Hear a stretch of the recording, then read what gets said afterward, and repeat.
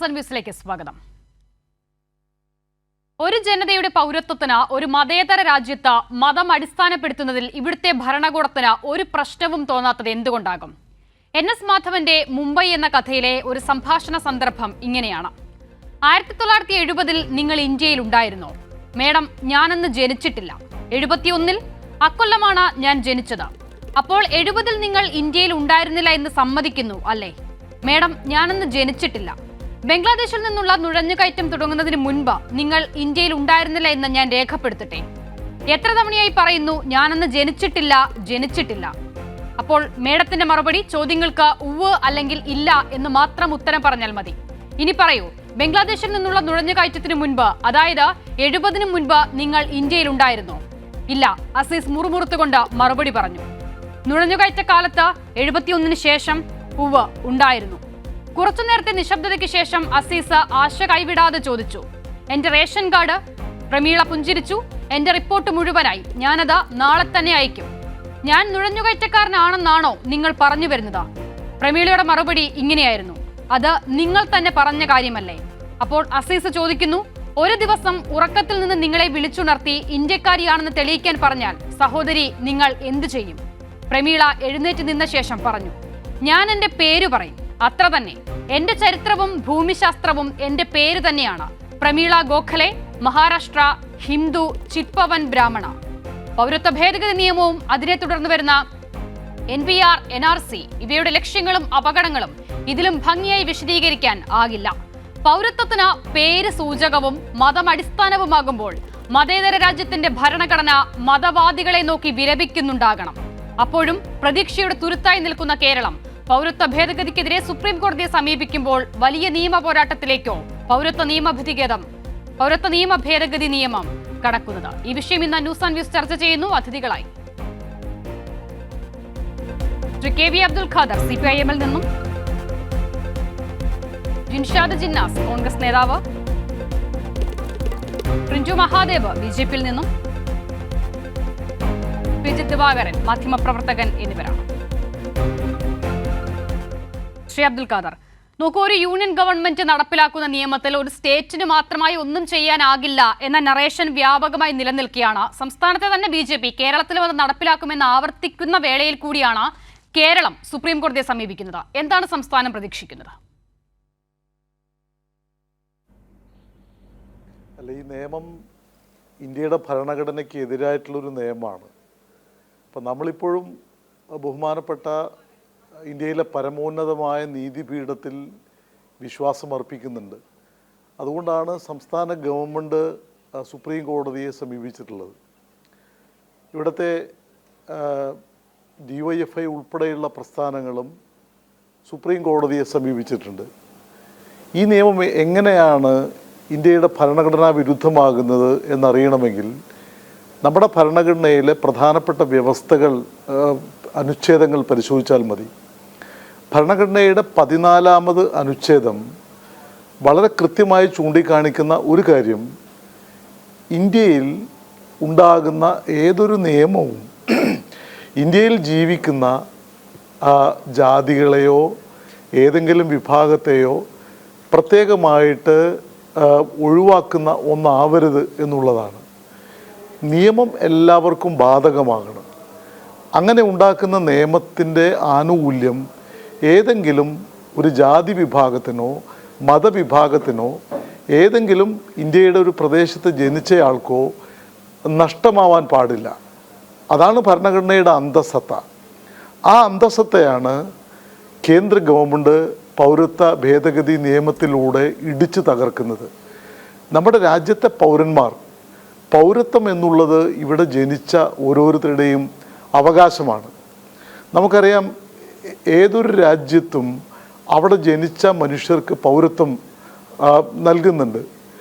ഇവിടെ നമ്മുടെ രാജ്യത്ത് എത്രയോ പതിറ്റാണ്ടുകളായിട്ട് സ്വാതന്ത്ര്യത്തിന് മുമ്പും ശേഷവും ഒക്കെ ഇവിടെ ജനിച്ച ആളുകൾ, ഇവിടെ ഭൂമിയും ഇവിടെ രേഖകളും ഒക്കെയുള്ള ആളുകൾ ഒരു സുപ്രഭാതത്തിൽ പൗരന്മാരല്ലാതാക്കുക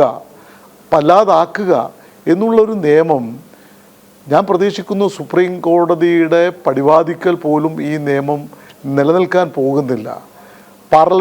ഇന്ത്യൻ പാർലമെൻറ്റ് പാസാക്കിയ ഈ നിയമം ഭരണഘടനാ വിരുദ്ധമാണ്. നമ്മുടെ രാജ്യത്തിൻ്റെ സെക്യുലർ മതനിരപേക്ഷ സാമൂഹ്യ സംവിധാനങ്ങൾക്കെതിരാണ്. ഇന്ന് ഒരു തെരഞ്ഞെടുപ്പിലൂടെ അധികാരത്തിൽ വന്ന ഗവൺമെൻറ് അധികാര ദുർവിനിയോഗം നടത്തിക്കൊണ്ടാണ് ഇത്തരത്തിലൊരു നിയമം പാസ്സാക്കിയിട്ടുള്ളത്. ആ നിയമം പാസ്സാക്കിയിട്ട് ഏതാനും വർഷങ്ങളായി എന്നെല്ലാവർക്കും അറിയാം. ഇപ്പോൾ ഏതാനും വർഷങ്ങൾക്ക് ശേഷം ഒരു ലോക്സഭാ തെരഞ്ഞെടുപ്പ് പടിവാതിക്കൽ നിൽക്കുന്ന സമയത്ത് അതിൻ്റെ ചട്ടങ്ങൾ വിജ്ഞാപനം ചെയ്യുന്നു എന്ന് പറയുമ്പോൾ ഇപ്പോൾ ഈ നിയമം എടുത്തിടുന്നത് ഇതുവരെ ചെയ്ത കാര്യങ്ങൾ കൊണ്ടൊന്നും തങ്ങൾ അധികാരത്തിൽ വരില്ല എന്നുള്ള ഒരു ബോധ്യത്തിൽ നിന്ന് കൊണ്ടുകൂടിയാണ്. ഭാരതീയ ജനതാ പാർട്ടി അവർ ഈ രാജ്യത്ത് കഴിഞ്ഞ 10 വർഷമായിട്ട് നടപ്പിലാക്കിക്കൊണ്ടിരിക്കുന്ന വിഭജന നയത്തിൻ്റെ ഏറ്റവും വലിയ ഉദാഹരണമാണ്. ഇതുവരെ നടപ്പിലാക്കിയ കാര്യങ്ങൾ കൊണ്ട് വലിയ ഗുണം ലഭിക്കാൻ പോകുന്നില്ല എന്ന തിരിച്ചറിവിൽ നിന്നാണ് ഈ രണ്ടാം ഊഴത്തിൽ ഒരു വിജയത്തിന് വേണ്ടി പൗരത്വ ഭേദഗതി നിയമം വീണ്ടും പൊടിതട്ടിയെടുക്കുന്നത്. നമുക്കെല്ലാം അറിയാം, കഴിഞ്ഞ ലോക്സഭാ തെരഞ്ഞെടുപ്പ് കാലത്ത് പറയുന്നത് അങ്ങനെയാണ്. തെരഞ്ഞെടുപ്പിലേക്ക് അടുക്കവേ ഇതുവരെ ചെയ്ത കാര്യങ്ങൾ കൊണ്ട് ഒരു തെരഞ്ഞെടുപ്പിനെ നേരിടാൻ BJPക്ക് ആകുന്നില്ല. അതുകൊണ്ട് ഈ നിയമം പൊടിതട്ടിയെടുക്കുന്നു. നോക്കൂ, അന്താരാഷ്ട്ര മനുഷ്യാവകാശ ചട്ടങ്ങളെ ബാധിക്കുന്നതാണ് നിയമം എന്നാണ് ഐക്യരാഷ്ട്രസഭ പോലും വിലയിരുത്തുന്നത്. പ്രിന്റു, മതാടിസ്ഥാനത്തിൽ ഇങ്ങനെ ജനങ്ങളെ ഭിന്നിപ്പിക്കുന്നത് ഭരണഘടനാ വിരുദ്ധമല്ലേ?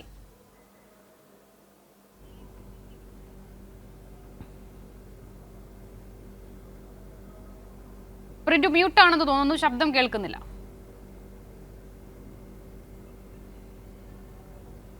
കേൾക്കുന്നുണ്ടോ? കേൾക്കാം, ഇപ്പോൾ കേൾക്കാം, പറഞ്ഞോളൂ. സത്യത്തിൽ 2019 മുതൽ ഈ നിയമം വന്ന സമയം മുതൽ ഈ രാജ്യത്തെ ജനങ്ങളെ, പ്രത്യേകിച്ച് മുസ്ലിം സമുദായത്തെ വലിയ രീതിയിൽ ആശങ്കയും മുസ്ലിം സമുദായത്തിനിടയിൽ വലിയ രീതിയിൽ അന്യമതങ്ങളോടോ അല്ലെങ്കിൽ BJPയോടോ സംഘപരിവാറിനോ ഒക്കെ സ്പർദ്ധയുണ്ടാക്കാനുള്ള ശ്രമം നടത്തിക്കൊണ്ടിരിക്കുകയാണ് സത്യത്തിൽ ഇവിടെ ഇടതുപക്ഷവും വലതുപക്ഷവും. സത്യത്തിൽ CAA ആദ്യമായിട്ട് നടപ്പിലാക്കാൻ പറഞ്ഞത് ആരാണ്? ഇന്ത്യയുടെ ആദരണീയനായിട്ടുള്ള രാഷ്ട്രപിതാവായിട്ടുള്ള മഹാത്മാഗാന്ധിയാണ്.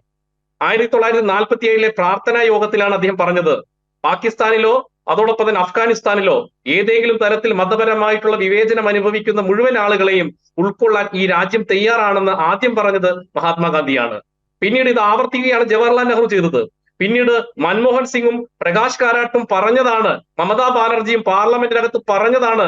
നരേന്ദ്രമോദി രാജ്യത്ത് പീഡനം നേരിടുന്ന മതന്യൂനപക്ഷങ്ങളെ ഉൾക്കൊള്ളുക എന്നുള്ളത് നമ്മുടെ കടമയാണ്. അങ്ങനെ തന്നെ കാണാം. അങ്ങനെയല്ലേ അവരൊക്കെ പറഞ്ഞിട്ടുള്ളൂ. അല്ലാതെ ഏതെങ്കിലും ഒരു വിഭാഗത്തെ ഒഴിവാക്കൂ എന്ന് പറഞ്ഞിട്ടുണ്ടോ? അങ്ങനെയാണെങ്കിൽ എന്തുകൊണ്ടാണ് പിന്റു ഈ ഭരണഘടന എഴുതുന്ന വേളയിൽ ഇത്തരത്തിലൊരു വ്യവസ്ഥ മതം നോക്കി പൗരത്വം നൽകാം എന്നുള്ളത് അതിൽ ഇടം പിടിക്കാതിരുന്നത്? അങ്ങനെയല്ലല്ലോ. നമുക്കറിയാം, ഇന്ത്യയുടെ വിഭജന സമയത്ത് സ്വാഭാവികമായിട്ട് അന്ന് ബ്രിട്ടീഷ് സർക്കാർ നടപ്പിലാക്കിയിട്ടുള്ള കരാറിൽ പ്രധാനമായും പറഞ്ഞിരുന്നു, ഏത് രാജ്യത്ത് വേണമെങ്കിലും നിങ്ങൾക്ക് പാകിസ്ഥാനിലേക്കോ ഇന്ത്യയിലേക്കോ വരാനുള്ള സാഹചര്യം, സുരക്ഷിതമായ സാഹചര്യം ഉണ്ടാകും. എന്നാൽ സുരക്ഷിതമായ സാഹചര്യം പാകിസ്ഥാനിലേക്ക് പോകുവാൻ ഒരുക്കിയപ്പോൾ തിരിച്ചുണ്ടായ സാഹചര്യം എന്താണെന്ന് നമുക്കറിയാം. അന്നും പല കാരണങ്ങളാൽ അന്ന് ഇന്ത്യ മഹാരാജ്യത്തേക്ക് എത്തിപ്പെടാൻ സാഹചര്യപ്പെടാത്ത ഒരു പറ്റം ദുർബലരായിട്ടുള്ള ന്യൂനപക്ഷങ്ങൾ, അത് ഹിന്ദു സമുദായം മാത്രമല്ല, പാഴ്സികളുണ്ട്, സിഖുകാരുണ്ട്, ജൈനമതത്തിൽപ്പെട്ട ആളുകളുണ്ട്. അവർ പതിറ്റാണ്ടുകളായി ആ മതരാജ്യത്ത് ജീവിക്കുന്നു. നമുക്ക് മനസ്സിലാക്കണം, അഫ്ഗാനിസ്ഥാൻ എന്ന് പറയുന്നത് ഒരു മതരാജ്യമാണ്, പാകിസ്ഥാൻ എന്ന് പറയുന്നത് ഒരു മതരാജ്യമാണ്, ബംഗ്ലാദേശ് എന്ന് പറയുന്നത് മതരാജ്യമാണ്. സ്വാഭാവികമായിട്ട് അവിടുത്തെ ന്യൂനപക്ഷങ്ങളായിട്ടുള്ള ആളുകൾക്ക് ഭാരതത്തിലേക്ക് വരുന്നത് അവരുടെ സ്വധർമ്മം ആചരിക്കാനും അവിടെ അവർ അനുഭവിക്കുന്ന മതപീഡനങ്ങൾ കൊണ്ടാണ്. അങ്ങനെയുള്ള ആളുകളെ ഉൾക്കൊള്ളാൻ വേണ്ടിയിട്ട് ഇവിടെ ഭാരത സർക്കാർ തയ്യാറാകുമ്പോൾ അതിന്റെ പേരിൽ മതം പറഞ്ഞ് ഈ രാജ്യത്തിലെ ജനങ്ങളെ ഭിന്നിപ്പിക്കുന്ന നയം, ആ നയമാണ് രാജ്യത്തിന്റെ പ്രശ്നം. അങ്ങനെയാണെങ്കിൽ പാകിസ്ഥാനോ അഫ്ഗാനിസ്ഥാനോ ബംഗ്ലാദേശോ അല്ലാത്ത മറ്റൊരു രാജ്യവും ഈ പട്ടികയിൽ തന്നെ ഇടം പിടിക്കാത്തതാണ്. ശ്രീലങ്ക നമ്മുടെ തൊട്ടടുത്തല്ലേ? മ്യാൻമാറിലുള്ള റോഹിംഗ്യൻ മുസ്ലിങ്ങൾ നമുക്കറിയാവുന്നതല്ലേ? വലിയ തരത്തിലുള്ള പീഡനം അവർ നേരിടുന്നുണ്ടല്ലോ. അപ്പോൾ അവരൊന്നും ഇടം പിടിക്കാത്തത് എന്തുകൊണ്ടാണ്? റോഹിംഗ്യകളുടെ പ്രശ്നം എങ്ങനെയാണ്? റോഹിംഗ്യകളെ മ്യാൻമാർ പോലും അംഗീകരിച്ചിട്ടില്ല. നിങ്ങൾ മനസ്സിലാക്കണം, മ്യാൻമാറുകാരാണല്ലോ റോഹിംഗ്യകളെ അവിടെ നിന്ന് ആട്ടിപ്പായിക്കുന്നത്. മ്യാൻമാറുകാരിൽ പോലും പൗരത്വം കൊടുക്കാൻ അവർ പതിറ്റാണ്ടുകളായി മ്യാൻമാറിൽ താമസിച്ചവരാണ്. അങ്ങനെയുള്ള മ്യാൻമാർ പോലും പൗരന്മാരായി കണക്കാക്കാത്ത ആളുകളാണ് റോഹിംഗ്യകൾ. അത് മാത്രമല്ല, ഈ റോഹിംഗ്യകളുടെ അധിനിവേശം ഈ ഭാരതത്തിൽ ഉണ്ടായത് 2016 മുതലാണ് മനസ്സിലാക്കണം.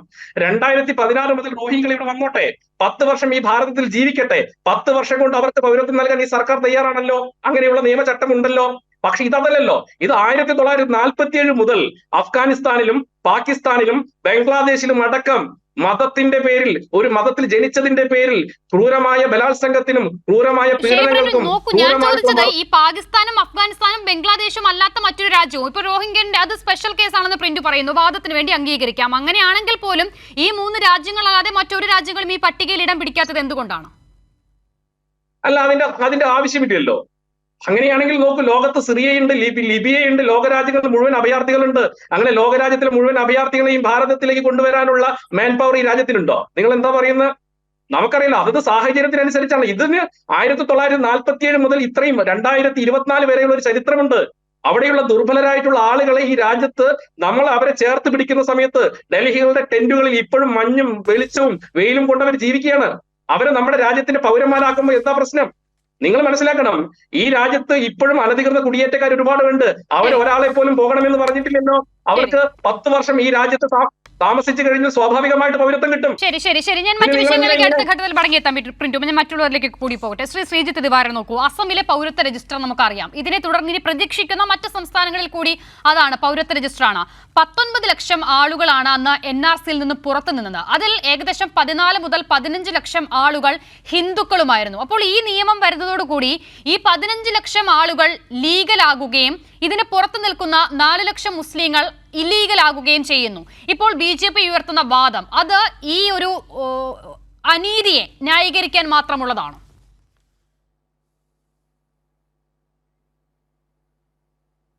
അല്ല, നമുക്കിപ്പോൾ നമ്മുടെ മുന്നിൽ 2 കാര്യങ്ങളുണ്ട്. ഇപ്പോൾ ഒന്ന് നമ്മൾ പറഞ്ഞു തുടങ്ങിയിട്ടുള്ളൊരു വിഷയമുണ്ട്. അതായത് NS മാധവൻ്റെ ഒരു കഥയുമായിട്ട് ബന്ധപ്പെട്ടാണ് നമ്മൾ സംസാരിച്ചു തുടങ്ങിയത്. അത് ഈ മുംബൈ എന്ന് പറയുന്ന 1988 എഴുതിയിട്ടുള്ള കഥ.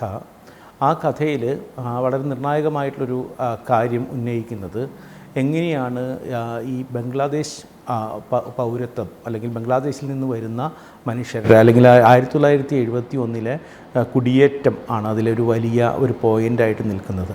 ആ പോയിൻ്റ് തന്നെയായിരുന്നു അസമിലെ ഒരു വലിയ ചർച്ചാ വിഷയമായിട്ടുണ്ടായിരുന്നത്. അസമിൽ വളരെ ദീർഘകാലമായിട്ട് അങ്ങനെ ഒരു പ്രശ്നങ്ങൾ അവിടെ നിലനിൽക്കുന്നുണ്ടായിരുന്നു. 70കളുടെ അവസാനം മുതൽ 71 ശേഷം വളരെ രൂക്ഷമായിട്ട് അവിടെ ഇതിനെക്കുറിച്ചുള്ള ചർച്ചകൾ നടന്നു, വലിയ പ്രതിസന്ധികൾ നടന്നു. ഇതിനെല്ലാം ശേഷം 1983 ഇവിടെ അവിടുത്തെ പല കുടിയേറ്റക്കാരായിട്ടുള്ള ആളുകൾ സ്വാഭാവികമായിട്ടും അസം പോലെയുള്ള സ്ഥലങ്ങളിൽ നമ്മൾ യാത്ര ചെയ്തിട്ടുണ്ടെങ്കിലും അല്ലെങ്കിലൊക്കെ അറിയാവുന്നതാണ്. സ്വാഭാവികമായിട്ടും ഇതിനിടയിൽ വച്ച് വന്നിട്ടുള്ള ഈ ഒരു രേഖയ്ക്ക് അപ്പുറത്തേക്കും ഇപ്പുറത്തേക്കും പോയ മനുഷ്യരാണ്. അവരെ സംബന്ധിച്ചിടത്തോളം എല്ലാം ഒരേ ദേശവും ഒരേപോലെയുള്ള ആളുകളുമായിരുന്നു. അങ്ങനെ, അതായത് പിന്നെ മാത്രമല്ല ഇതിലൊരു പ്രധാനപ്പെട്ട നമ്മുടെ ഒരു പോയിൻ്റ് നേരത്തെ സംസാരിച്ച സുഹൃത്ത് പറയുന്നുണ്ടായിരുന്നു. ഗാന്ധിജി ഈ പറയുന്ന രീതിയിൽ നമ്മുടെ പുറത്തേക്ക് പോയ രാജ്യങ്ങളിൽ നിന്ന് തിരിച്ചു വരാനായിട്ട് അനുമതി ശ്രമിച്ചിരുന്നു, അല്ലെങ്കിൽ അനുമതി വേണം എന്നുള്ള കാര്യം അദ്ദേഹം പറഞ്ഞിരുന്നു. അത് വളരെ ഇമ്പോർട്ടൻ്റ് ആയിട്ടുള്ള പോയിൻ്റാണ്. കാരണം ഗാന്ധിജിയുടെ അവസാനത്തെ ഒരു സത്യാഗ്രഹം, ഡൽഹിയിൽ വെച്ച് നടക്കുന്ന അവസാനത്തെ സത്യാഗ്രഹം അവസാനിക്കുന്നതിന് അദ്ദേഹം പൂർണ്ണമായിട്ടും വച്ചിട്ടുള്ള ഏറ്റവും പ്രധാനപ്പെട്ട ഒരു കാര്യമായിട്ട് അദ്ദേഹത്തിൻ്റെ നിരാഹാരം അവസാനിപ്പിക്കാനുള്ളൊരു പോയിൻ്റായിട്ട് പറഞ്ഞിരുന്നത് പോലും പാകിസ്ഥാനിലേക്കോ അതായത് ഇപ്പോഴത്തെ ബംഗ്ലാദേശ് അടക്കമുള്ള പാകിസ്ഥാനിലേക്ക്, കിഴക്കൻ പാകിസ്ഥാനിലേക്കോ പടിഞ്ഞാറൻ പാകിസ്ഥാനിലേക്ക് പോയ മുസ്ലിങ്ങൾക്ക്, അത് നമ്മൾ പ്രത്യേകമായിട്ട് ആലോചിക്കണം. പാകിസ്ഥാനിലേക്ക് പോയ മുസ്ലിങ്ങൾക്ക് തിരിച്ചു വരാനായിട്ട് ആഗ്രഹമുണ്ട് എങ്കിൽ, ഇന്ത്യയിലേക്ക് തിരിച്ചു വരാൻ ആഗ്രഹമുണ്ടെങ്കിൽ അതിന് ഇന്ത്യ ഒരു തടസ്സമാകരുത് എന്നുകൂടിയായിരുന്നു ഈ അവസാന നിരാകാരം അവസാനിപ്പിക്കുന്നതിനുള്ള ഗാന്ധിയുടെ ഏറ്റവും വലിയ പോയിൻ്റ്. അന്നത്തെ ഹിന്ദുത്വവാദികളെ ഏറ്റവും കൂടുതൽ ചൊടിപ്പിച്ച കാര്യങ്ങളിലൊന്ന് അതായിരുന്നു. അല്ലാതെ ഗാന്ധി എല്ലാവരെയും തിരിച്ചു വരാനായിട്ട് അനുവദിക്കണം. നമ്മുടെ ഭരണഘടനയുടെ അടിസ്ഥാനമായിട്ടുള്ള വാക്യം എന്ന് പറയുന്നത് ഈ പൗരത്വം എന്ന് പറയുന്നതിന് നമുക്ക് മറ്റൊന്നും തടസ്സമല്ല. ഇത് നമ്മളുടെ ഏറ്റവും മനുഷ്യർക്ക് മുഴുവൻ ഒരേപോലെ ഡിസ്ക്രിമിനേഷൻ ഇല്ലാതെ നിലനിൽക്കാൻ പറ്റുന്നൊരു സ്ഥലത്താണ് നമ്മുടെ പൗരത്വം സ്ഥിതി ചെയ്യുന്നത്. അതാണ് rights to have other rights എന്നുള്ളതാണ് നമ്മുടെ ഒരു ഇന്ത്യൻ പൗരത്വത്തിൻ്റെ ഒരു അടിസ്ഥാനം തന്നെ വരുന്നത്. അതുകൊണ്ട് തന്നെയാണ് ഈ 1983 കൂടുതലായിട്ടുള്ള, അതായത് പുറത്തുനിന്ന് വന്നിട്ടുള്ള ആളുകൾ അടക്കമുള്ള ആളുകൾക്ക് കൂടി വോട്ടവകാശം നൽകണം എന്നൊരു ചർച്ച വരികയും ആ വോട്ടവകാശം വരണമെന്നുള്ള ചർച്ച വലിയ അവിടെ അവിടുത്തെ പ്രക്ഷോഭങ്ങൾക്ക് കാരണമാവുകയും അസമിൽ 1983 സ്റ്റേറ്റ് ഇലക്ഷൻ പ്രഖ്യാപിച്ചുകൊണ്ടിരിക്കുമ്പോഴ സമയത്തായിരുന്നു അത് സംഭവിച്ചത്. അന്ന് അവിടെ മറ്റേ വിസിറ്റ് ചെയ്തിരുന്ന അന്നത്തെ BJP അന്ന് 1980 രൂപവൽക്കരിച്ചിട്ടേ ഉള്ളൂ. 83 അദ്ദേഹം BJPക്ക് വേണ്ടി പ്രചരണത്തിന് പോയത് അന്നത്തെ അഖിലേന്ത്യാ അധ്യക്ഷനായിട്ടുള്ള അടൽ ബിഹാരി വാജ്പേയി ആണ്.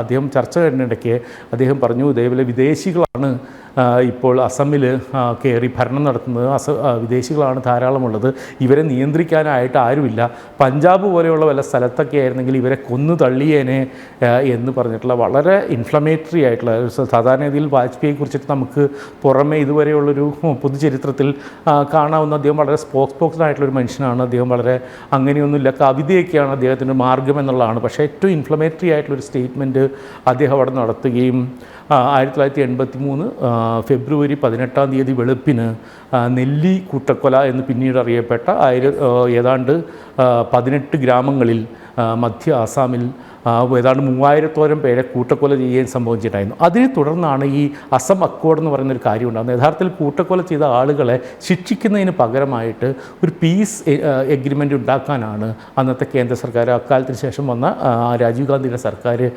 ശ്രമിച്ചത്. അതിൻ്റെ ഭാഗമായിട്ട് അസം അക്കോർഡ് ഉണ്ടാകുന്ന, അസം അക്കോർഡിന് ശേഷമാണ് ഈ NRC എന്ന് പറയുന്നത്, അതായത് 1971 ശേഷം പുറത്തു വന്നിട്ടുള്ളത്. അതാണ് ഈ NS മാധവൻ്റെ കഥയിലൊക്കെ 1971 ഒരു പ്രധാനപ്പെട്ട പോയിൻ്റായിട്ട് നിൽക്കുന്നത്. അതിനുശേഷം വന്നിട്ടുള്ള ആളുകളെ എങ്ങനെയാണ് അക്കോമഡേറ്റ് ചെയ്യേണ്ടത് എന്നുള്ള കാര്യത്തിലേക്ക് സംശയങ്ങളും ചർച്ചകളും വന്നത്. അതിനുശേഷമാണ് ഇപ്പോൾ അതിൻ്റെ ഒരു ഏറ്റവും അവസാനം നടന്നിട്ടുള്ള പലതരം, നമുക്ക് ദീർഘമായി പറയേണ്ട വളരെ ഇമ്പോർട്ടൻ്റ് ആയിട്ടുള്ള കാര്യങ്ങളുണ്ട്. ചുരുക്കി പറഞ്ഞിട്ടുണ്ടെങ്കിൽ അതിൻ്റെ ഒരു കൺവിനേഷൻ ആയിരുന്നു 2019 നടന്നിട്ടുള്ള അവിടുത്തെ സിറ്റിസൺഷിപ്പ് സംബന്ധിച്ചിട്ടുള്ള കാര്യങ്ങളും 19,06,653 പേരെ ഒരു ഡൗട്ട്ഫുൾ സിറ്റിസൻസ് ആയിട്ട്, അതായത് ഇന്ത്യയിൽ ലെജിറ്റിമേറ്റ് ആയിട്ട് വരേണ്ട മനുഷ്യരെ ഡൗട്ട്ഫുൾ സിറ്റിസൻസ് ആയിട്ട് പ്രഖ്യാപിക്കുകയും ചെയ്തിരുന്നത്. അത് പൂർത്തിയാക്കിക്കോളൂ ശ്രീജിത്ത് പറയാൻ. അല്ല, ഒരു എക്കോ വന്നു, അത് കാരണമാണ് ഞാൻ ഇത് ചെയ്തത്. അല്ല, അതിനുശേഷമാണ് ശരിക്കും പറഞ്ഞിട്ടുണ്ടെങ്കിൽ ഇപ്പോഴത്തെ നമ്മൾ ഈ പറയുന്ന അവരെ കൂടി ഉൾക്കൊള്ളാൻ വേണ്ടിയിട്ട്, ഇപ്പോൾ സ്വാഭാവികമായിട്ടും അതിൽ പകുതിയോളം പേര് ഹിന്ദുക്കളായിരുന്നു എന്നുള്ളതിനെക്കുറിച്ചിലേക്കാൾ കൂടുതൽ അതിൽ ഇമ്പോർട്ടൻ്റ് ആയിട്ടുള്ളതിൽ അതിൽ 70% പേരും സ്ത്രീകളായിരുന്നു എന്നുള്ളതാണ്. അതുകൊണ്ടാണ് നമുക്ക് ഈ NRC എന്ന് പറയുന്ന ഒരു ആശയത്തോട് തന്നെ നമുക്ക് എതിർപ്പ് വന്നത്. കാരണം 70% പേരും എങ്ങനെയാണ് ഒരു കണക്കിൽ സ്ത്രീകളായിട്ട് വരുന്നത്? കാരണം എന്ന് വെച്ചിട്ടുണ്ടെങ്കിൽ സ്ത്രീകൾക്കാവുമ്പോൾ പലപ്പോഴും രേഖകളില്ല. പലപ്പോഴും അവർ പലതരത്തിലും ഭർത്താവിൻ്റെ വീടുകളിലേക്ക് പലരും വന്ന് യാത്ര ചെയ്യുന്ന ആളുകളാണ്. പലരും ജോലി ചെയ്തിട്ടില്ല, പലരും വിദ്യാഭ്യാസം ചെയ്തിട്ടില്ല, പലരുടെയും പേരിൽ സ്വന്തമായിട്ട് ഭൂമിയില്ല. ദരിദ്രരായിട്ടുള്ള മനുഷ്യരാണ്. ഈ മനുഷ്യരിൽ 70% പേര് സ്ത്രീകളാകുമ്പോൾ തന്നെ നമുക്കറിയാം ഈ കണക്കെടുപ്പ് എന്ന് പറയുന്നത് തെറ്റായ രീതിയിലാണ് നടക്കുന്നത്. അതുകൊണ്ടാണ് ഇതിൽ 70% പേര് സ്ത്രീകളായിട്ട് മാറുന്നത്. അതിൽ പകുതിയോളം പേര് ഹിന്ദുക്കളായിരുന്നു. അപ്പോൾ അതിനുശേഷം ഉണ്ടായിട്ടുള്ളതാണ് ഈ പറയുന്ന രീതിയിൽ പുതിയ ഒരു നിലപാടനുസരിച്ച് ഹിന്ദുക്കളെ ഉൾക്കൊള്ളാം എന്നുള്ള രീതിയിൽ. അസമിൽ നോക്കൂ, അസമിൽ നിന്നാണ് ഇതെല്ലാം ആരംഭിച്ചത്. അസമിൽ നോക്കൂ, അസമിൽ BJPയുടെ സഖ്യകക്ഷികളായിട്ടുള്ള ആളുകൾ വരെ അവിടെ വലിയ കലാപത്തിലാണ്. കാരണം അവരെ സംബന്ധിച്ചിടത്തോളം ഇത് ഹിന്ദുക്കളാണോ മുസ്ലിങ്ങളാണോ എന്നുള്ളതല്ല പ്രശ്നം. അവരെ സംബന്ധിച്ചിടത്തോളം ബംഗാളി സ്പീക്കിംഗ് ആയിട്ടുള്ള ആളുകളെ അവർക്ക് സ്വീകരിക്കാനായിട്ട് പറ്റില്ല. അത് അവരുടെ ഒരു കൾച്ചറൽ എൻറ്റിറ്റിക്ക് ദോഷകരമാണെന്നും അവരുടെ എത്നിസിറ്റിയെ തകർക്കുന്നതാണെന്നും അവർ വിശ്വസിക്കുന്നു. അപ്പോൾ എന്ന് വെച്ചിട്ടുണ്ടെങ്കിൽ നമ്മൾ എവിടെ നിന്നാണ് ഇത് ആരംഭിച്ചത്? അസമിലെ ജനങ്ങളുടെ ഒരു വലിയ പ്രശ്നമായിട്ട് നിന്നാണ് ഇത് ആരംഭിച്ചത്. ഇത് അവസാനം വരുമ്പോൾ അസമിലാണ് ഇതിൽ ഏറ്റവും കൂടുതൽ എതിർപ്പുണ്ടാകുന്നത്. നമ്മൾക്ക് ഇന്ത്യയിൽ മറ്റല്ല, ഇപ്പോൾ DMK ഇടതുപക്ഷം പല പാർട്ടികളും ആവശ്യപ്പെടുന്നത് എന്താണ്? നമ്മുടെ ഭരണഘടന അനുസരിച്ച രീതിയിൽ നമ്മൾ ഇക്വാലിറ്റി വേണം, നമുക്ക് തുല്യത വേണം, ഡിസ്ക്രിമിനേഷൻ പാടില്ല. അതുകൊണ്ട് മുസ്ലിം മതവിഭാഗത്തെ ഒഴിവാക്കാനായിട്ട് നമുക്ക് പറ്റില്ല. അസമിൽ നോക്കൂ, അസമിൽ ആവശ്യപ്പെടുന്നത് BJPയുടെ സഖ്യകക്ഷി അടക്കം ആവശ്യപ്പെടുന്നത് ഹിന്ദുക്കളെ പോലും ഒഴിവാക്കണം. ഈ പറയുന്ന ഈ പരിപാടിയെ നടക്കാൻ പറ്റില്ല. കാരണം എന്ന് വെച്ചിട്ടുണ്ടെങ്കിൽ ഇത് യാതൊരു തരത്തിലുള്ള മറ്റ് പുറത്തു നിന്നുള്ള ആളുകളെയും ഇല്ലീഗൽ മൈഗ്രൻസ് എന്ന് അവർ കരുതുന്ന ആരെയും അംഗീകരിക്കാൻ പറ്റില്ല. അത്തരത്തിലുള്ളൊരു നിലപാടാണ് അവിടെ എടുക്കുന്നത്. അപ്പോൾ അതുകൊണ്ട് തന്നെ നമ്മളെ സംബന്ധിച്ചിടത്തോളം വളരെ കോംപ്ലിക്കേറ്റഡ് ആയിട്ടും ജനങ്ങൾക്കിടയിൽ വളരെ അധികമായിട്ടുള്ളൊരു ഭിന്നത ഉണ്ടാക്കുന്നതും അടിസ്ഥാനപരമായിട്ട് നമ്മുടെ ഭരണഘടനാ മൂല്യത്തെ തകർത്ത് കളയുന്നതുമായിട്ടുള്ള ഒരു കാര്യമായിട്ടാണ് ഈ പറയുന്ന പൗരത്വ ഭേദഗതി ബില്ല് നമ്മുടെ മുന്നിൽ നിൽക്കുന്നത്. 1955 പൗരത്വ ബില്ല് എന്ന് പറയുമ്പോൾ നമ്മളൊരു ആൾക്കാരെ കൂടുതലായിട്ട് ഉൾക്കൊള്ളാനായിട്ടുള്ളൊരു ശ്രമമായിരുന്നു നടന്നത്. മറിച്ച് ഇപ്പോൾ സമൂഹത്തിൽ വലിയ വിടവുകൾ ഉണ്ടാക്കാൻ പോകുന്ന ഒരു കാര്യമായിട്ടാണ് ഇപ്പോൾ നമ്മുടെ മുന്നിൽ നിൽക്കുന്നത്. അത് ഇന്ത്യയെ സംബന്ധിച്ചിടത്തോളം വളരെ ദുഃഖകരമായിട്ടൊരു കാര്യമാണ്. തീർച്ചയായും അതാണ് അതിലെ പോയിന്റ്. ഞാൻ മടങ്ങി വരാം. ജിൻഷാദ, ഈ വിഷയത്തിൽ ഇപ്പോൾ കേരളത്തിലെ കോൺഗ്രസ് സ്വീകരിച്ച നിലപാട് നമ്മൾ കണ്ടു, സ്വാഗതാർഹമാണ്. പക്ഷേ ജിൻഷാദ് നോക്കൂ, പാർട്ടിക്ക് ദേശീയ തലത്തിൽ ഇതിലൊരു നിലപാടുണ്ട് എന്നാണ് ഞാൻ മനസ്സിലാക്കുന്നത്. പക്ഷേ കോൺഗ്രസ് ഭരിക്കുന്ന സംസ്ഥാനങ്ങൾ ഇതുവരെ ഈ വിഷയത്തിൽ ഒരു സ്റ്റാൻഡ് എടുക്കാൻ അല്ലെങ്കിൽ ഈ വിഷയത്തെ ഓൺ ചെയ്യാൻ തയ്യാറായിട്ടില്ല. എന്തുകൊണ്ടാണ് അങ്ങനെ ഉണ്ടാകുന്നത്? രാഹുൽ ഗാന്ധി ഇന്ന് മറ്റ് വിഷയങ്ങളെക്കുറിച്ച് പറഞ്ഞെങ്കിലും ഈ വിഷയത്തെക്കുറിച്ചൊരു അഭിപ്രായ പ്രകടനം നടത്താൻ, ഒരു കമന്റ് ചെയ്യാൻ താല്പര്യപ്പെട്ടിട്ടുമില്ല. എന്തുകൊണ്ടാണ് അങ്ങനെ?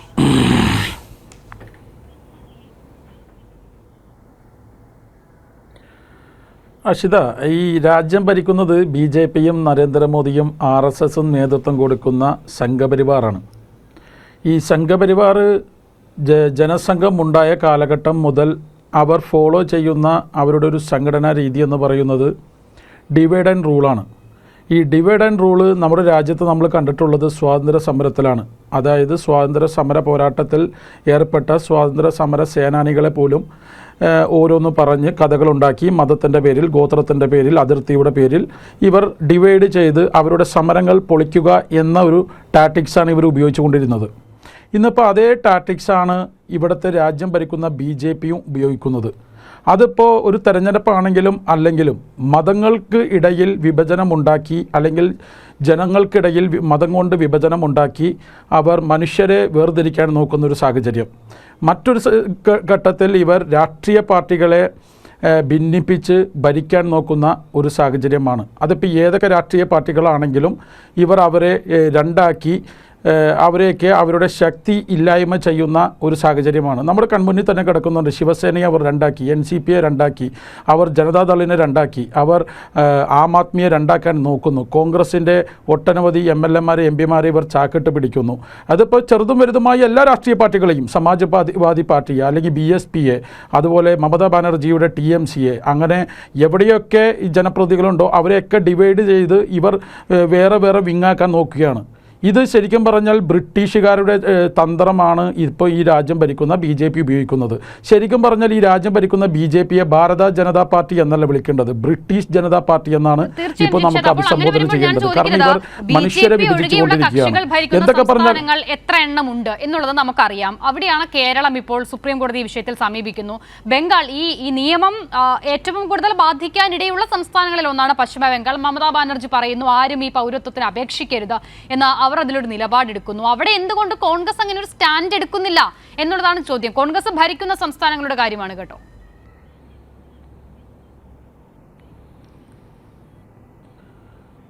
അഷിത, ഇപ്പോൾ ഈ ചോദ്യം എന്നോട് ചോദിച്ചതിൽ തന്നെ ഒരു കാര്യം ഒളിഞ്ഞിരിക്കുന്നുണ്ട്. കാരണം കേരളത്തിലെ CPMും പിണറായി വിജയനും പ്രതിസന്ധിയിലായിട്ടുള്ള കാലഘട്ടത്തിലൂടെയാണ് കടന്നു പോകുന്നത്. NRC CAA വിഷയത്തിൽ ഇവിടെ ഒരു കാലഘട്ടത്തിൽ ഹൈക്കോടതി പറഞ്ഞത് വിയ്യൂർ സെൻട്രൽ ജയിലിൽ നിന്നും ശിക്ഷ അനുഭവിച്ചു വന്ന 3 വിദേശ സിറ്റിസൺഷിപ്പ് ഉള്ളവർ, അത് 2 നൈജീരിയക്കാരും 1 മ്യാൻമറുകാരനുമാണ്. അവരെ ഈ ശിക്ഷാ കാലാവധി കഴിഞ്ഞ് നാട്ടിലേക്ക് പോകാൻ പറ്റാത്ത സാഹചര്യത്തിൽ അവരെ കേരളത്തിലെ ഏതെങ്കിലും തടങ്കൽ പാളയത്തിൽ താമസിപ്പിക്കണമെന്ന് ഹൈക്കോടതി ഉത്തരവ് വന്ന് 2 മാസത്തിന് ശേഷമാണ് കേരളത്തിൻ്റെ മുഖ്യമന്ത്രി ബഹുമാനപ്പെട്ട പിണറായി വിജയൻ കേരളത്തിലെ ജനതയോട് പറഞ്ഞത്. ഏത് സമരത്തിലാണ് പറഞ്ഞത്? NRC CAA സമരം കേരളത്തിൽ കൊണ്ടുപിടിച്ച് നടക്കുന്ന സമയത്ത് അദ്ദേഹം പറഞ്ഞതെന്താണ്? ഇവിടെ ഒരു തടങ്കൽ പാളയവും ഞങ്ങൾ ഉണ്ടാക്കത്തില്ല, ഇവിടെ അത്തരത്തിലൊരു NRC CAA സമരം ചെയ്യുന്നവർക്കെതിരെ കേസെടുക്കില്ല, ഇനി കേസെടുത്തിട്ടുണ്ടെങ്കിൽ ആ കേസുകൾ ഉടനടി പിൻവലിക്കും എന്നൊക്കെയാണ് പറഞ്ഞത്. ഇപ്പോൾ കൊല്ലത്ത് കൊട്ടിയത്ത് പുതിയ തടങ്കൽ പാളയം ഉണ്ടാക്കിയിരിക്കുകയാണ്. ഈ സർക്കാർ സാമൂഹ്യ നീതി വകുപ്പിൻ്റെ കീഴിലുണ്ടാക്കിയിട്ടുള്ള തടങ്കൽ പാളയമാണ്. കേന്ദ്ര സർക്കാർ എന്താണോ നിർദ്ദേശം കൊടുത്തിട്ടുള്ളത് ആ നിർദ്ദേശം അതുപാടെ പാലിച്ചുകൊണ്ടാണ് അവിടെ തടങ്കൽ പാളയം ഉണ്ടാക്കിയിട്ടുള്ളത്. എൻ്റെ അറിവ് ശരിയാണെങ്കിൽ 5 റൂമുകളാണ് അതിനകത്തുള്ളത്. ഒരു റൂമിൽ 20 പേർക്ക് വെച്ച് താമസിക്കാൻ പറ്റും. അവിടെ 2 SIമാർ ഉൾപ്പെടെ, കോൺസ്റ്റബിൾമാർ ഉൾപ്പെടെ, ഡോർ കീപ്പർ ഉൾപ്പെടെ, ഭണ്ഡാരി ഉൾപ്പെടെ, അവിടെ ഭക്ഷണം ഉണ്ടാക്കുന്ന ഭണ്ഡാരി ഉൾപ്പെടെ അപ്പോയിൻമെൻറ്റുകളും അതിൻ്റെ കോൺട്രാക്ടർ ലേബേഴ്സിനെ ഉൾപ്പെടെ നിയമിച്ചുകൊണ്ടുള്ള കേന്ദ്ര സർക്കാർ എന്താണോ പറഞ്ഞത്, എന്താണോ അവർ ആഗ്രഹിച്ചത്, അതൊക്കെ ഒരുപടി മുന്നേ കേരളത്തിൻ്റെ മുഖ്യമന്ത്രിയും സംസ്ഥാന സർക്കാരും നടപ്പിലാക്കി എന്നതിൽ യാതൊരു തർക്കമില്ല. പിന്നെ അഷിതക്ക് ഓർമ്മയുണ്ടോ എന്ന് എനിക്കറിയില്ല, കഴിഞ്ഞ ഈ NRC CAA സമരം കൊണ്ടുപിടിച്ച് നിൽക്കുന്നത് ആദ്യം അസാമിലെ തെരഞ്ഞെടുപ്പിലാണ്. അന്ന് അസാമിലെ തെരഞ്ഞെടുപ്പിൻ്റെ സമയത്ത് അവിടെ സർവേ ഫലങ്ങൾ വന്നത് കോൺഗ്രസിൻ്റെ തിരിച്ചുവരവാണ്. ആ കോൺഗ്രസിൻ്റെ തിരിച്ചുവരവ് പിന്നീട് നമ്മളവിടെ കണ്ടത് ഇന്ത്യയുടെ ആഭ്യന്തരമന്ത്രി അമിത്ഷാ അവിടെ ഒരു വലിയ പൊതുസമ്മേളനത്തിൽ സംസാരിക്കുകയാണ്. അപ്പോൾ അസാമാണ് ആദ്യമായിട്ട് NRC CAA സമരത്തിന് നേതൃത്വം കൊടുക്കുന്ന, ഏറ്റവും കൂടുതൽ ഇതിൽ ഇരകളാകാൻ പോകുന്നവരാണ്. അവരുടെ മുന്നേ അന്ന് ഇപ്പോൾ ഇവിടെ ചർച്ചയിൽ ആദ്യഘട്ടത്തിൽ പറഞ്ഞു ഒരാൾ, അവിടെ അന്ന് അഷിതയാണെന്ന് തോന്നുന്നു പറഞ്ഞത്, അവിടെ ഹൈന്ദവരുടെ ലിസ്റ്റുകളിൽ ഹൈന്ദവ വിശ്വാസികളാണ് ഏറ്റവും കൂടുതൽ ഈ NRC CAAയുമായി ബന്ധപ്പെട്ട് NPR ഉൾപ്പെട്ടിട്ടുള്ളവർ. രണ്ടാമതായിരുന്നു മുസ്ലിം വിഭാഗം ഉൾപ്പെട്ടിട്ടുള്ളത്. അതുമായി ബന്ധപ്പെട്ട് മുസ്ലിം വിഭാഗത്തേക്കാൾ കൂടുതൽ ഹൈന്ദവ വിശ്വാസികൾ അവിടെ തെരുവീതികളിൽ സമര താണ്ഡവമാടിയപ്പോൾ ഇന്ത്യയുടെ ആഭ്യന്തരമന്ത്രി അമിത്ഷാ വന്ന് പൊതുസമ്മേളനത്തിൽ പറഞ്ഞത് ഹൈന്ദവ വിശ്വാസികളെ NPRൽ നിന്നും ലിസ്റ്റിൽ നിന്നും മാറ്റപ്പെടുകയും മറ്റു വിഭാഗത്തെ ഉൾപ്പെടുത്തിക്കൊണ്ടുള്ള ഒരു കാര്യങ്ങളായിരിക്കും മുന്നോട്ട് പോകുന്നത് എന്ന് അദ്ദേഹം പ്രസംഗിച്ചത് വലിയ ചർച്ചയായതാണ്. ഞാനും നിങ്ങളൊക്കെ ചർച്ച ചെയ്തൊരു വിഷയം കൂടിയാണ്. ആ വിഷയത്തിൽ പിന്നീട് ആ തെരഞ്ഞെടുപ്പിൽ അവിടെ ഉണ്ടായ റിസൾട്ട് എന്ന് പറയുന്നത് BJPക്ക് വലിയ വിജയമുണ്ടായി, കോൺഗ്രസ്സിന് ക്ഷീണമുണ്ടായി. പിന്നെ അഷിത പറഞ്ഞ മറ്റൊരു കാര്യം, മിക്ക സംസ്ഥാനങ്ങളിലും കോൺഗ്രസ് ഭരിക്കുന്ന സംസ്ഥാനമായാലും കോൺഗ്രസിൻ്റെ കൂട്ടുകക്ഷികൾ ഭരിക്കുന്ന സംസ്ഥാനമായാലും ഇവിടെ ഹൈക്കോടതികളിലായാലും സുപ്രീം കോടതിയിലായാലും ഇതിൻ്റെ നിയമ നടപടികളുമായി കോൺഗ്രസ് പാർട്ടി മുന്നോട്ട് പോയിട്ടുണ്ട്. രാഹുൽ ഗാന്ധി ഈ ഒന്നാം NRC CAA സമരവുമായി ബന്ധപ്പെട്ട് JNUവിൽ കടന്നു വന്നതും അലിഗഡ് മുസ്ലിം യൂണിവേഴ്സിറ്റിയിൽ കടന്നു വന്നതും കേരളത്തിലെ കോൺഗ്രസ് സ്വീകരിച്ച നിലപാട് കണ്ടു. ദേശീയ തലത്തിൽ നിങ്ങൾക്ക് അഭിപ്രായം ഉണ്ടാകാം. പക്ഷെ ഞാൻ ചോദിക്കുന്നത് ഇത് മുൻപ് നടന്ന സമരത്തിന്റെ കാലത്തല്ല, ഇപ്പോൾ അതൊരു നിയമമായി അതിന്റെ കരടായി നമ്മുടെ മുന്നിലേക്ക് വരുമ്പോൾ ഇപ്പോഴല്ലേ ഇടപെടൽ നടത്തേണ്ടത് എന്നുള്ളതാണ്. ഞാൻ മടങ്ങി വരാം. ശ്രീ KV അബ്ദുൽ ഖാദർ, നോക്കൂ, ഇപ്പോൾ തടങ്കൽ പാളയം സംബന്ധിച്ച് ജിൻഷാദ് പറഞ്ഞ കഥ ഞാൻ വരാം. ജിൻഷാദ്, നമുക്ക് ഒരു കാര്യം കൂടി പറയാം. ശരി, വേഗം പറഞ്ഞോളൂ. ഒറ്റ കാര്യം ഞാൻ പറഞ്ഞത്, നിങ്ങളിപ്പോൾ ഞങ്ങളുടെ കൂട്ടുകക്ഷി ഭരണമുള്ള തമിഴ്നാട്ടിൽ ഇത് നടപ്പിലാക്കില്ല എന്ന് സ്റ്റാലിൻ കഴിഞ്ഞ തവണയും പറഞ്ഞതാണ്, ഇപ്പോഴും പറയുന്നതാണ്. ഞാൻ ചോദിക്കട്ടെ അഷിത, ഇന്നലെ ഞങ്ങൾ ഗവർണറുടെ ഔദ്യോഗിക വസതിയിലേക്ക് നരേന്ദ്രമോദിയുടെ കോലം കത്തിച്ചു യൂത്ത് കോൺഗ്രസ്. അതിൻ്റെ പേരിൽ ആദ്യം തന്നെ നരേന്ദ്രമോദിയുടെ കോലം കത്തിയതിൽ അമർഷം പൂണ്ട് കേരളത്തിന്റെ മുഖ്യമന്ത്രി പിണറായി വിജയൻ കേസെടുപ്പിച്ചിരിക്കുകയാണ്.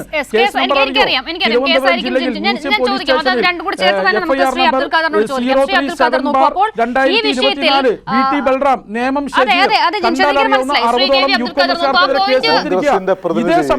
ഇതേ സമാന സമരം നിങ്ങൾ പറഞ്ഞുകൊണ്ടിരിക്കുകയല്ലായിരുന്നു ഇത്ര നേരം. LDF നടത്തുന്ന NRC കേസുകൾ പിൻവലിക്കാൻ പിണറായി വിജയൻ തയ്യാറുണ്ടോ? ഞാൻ പറയാം.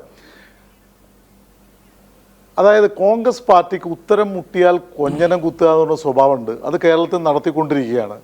ഇവിടെ പിന്നെ ഹൈക്കോടതിയാണ് സാധാരണ ജയിലുകളിൽ നിന്ന് വ്യത്യസ്തമായിട്ട് എമിഗ്രേഷൻ നിയമത്തിൽ പെട്ടുവരുന്ന വിദേശികളെ താമസിപ്പിക്കാൻ വേണ്ടിയിട്ടുള്ള ചില സംവിധാനങ്ങൾ ഒരുക്കണം എന്നാവശ്യപ്പെട്ടത്.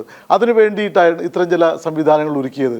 പൗരത്വ ഭേദഗതി നിയമത്തോട് ഏറ്റവും ശക്തമായി വിയോജിപ്പ് പ്രകടിപ്പിച്ച CPIMനെ ആക്ഷേപിക്കാൻ ഈ നുണപ്രചരണം കൊണ്ടാവില്ല എന്ന് കോൺഗ്രസ്സുകാർ മനസ്സിലാക്കുക. എനിക്ക് അത്രേ പറയാനുള്ളൂ. രണ്ടാമത്തെ കാര്യം, പ്രകടനം നടത്തിയാൽ കേസെടുക്കുന്നത് പൗരത്വ ഭേദഗതി നിയമം എന്ന് പറഞ്ഞാലും ഇപ്പോൾ DYFI, CPIM ഞങ്ങൾക്കെതിരായിട്ടൊക്കെ കേസുണ്ട് കേരളത്തിൽ. ചില പ്രകടനം നടത്തുമ്പോൾ മുൻകൂട്ടി അനുമതി വാങ്ങാതെ ഞങ്ങൾ പ്രകടനം നടത്തിയാലും കേസെടുക്കും.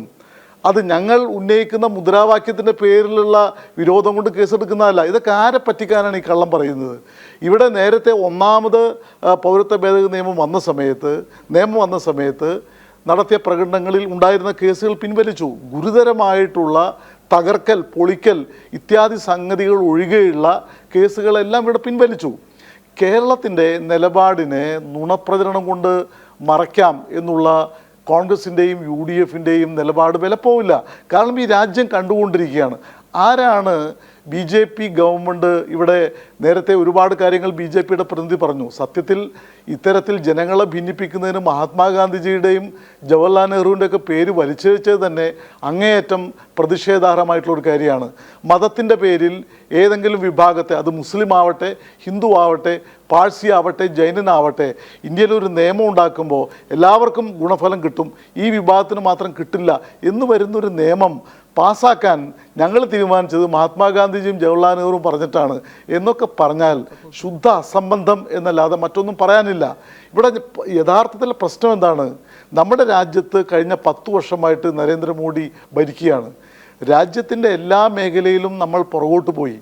ദാരിദ്ര്യത്തിൻ്റെ പട്ടികയിൽ ഇന്ത്യ ലോകത്തെ മറ്റു പല രാജ്യങ്ങളുടെ മുന്നിലും മോശപ്പെട്ട അവസ്ഥയിലേക്ക് എത്തി.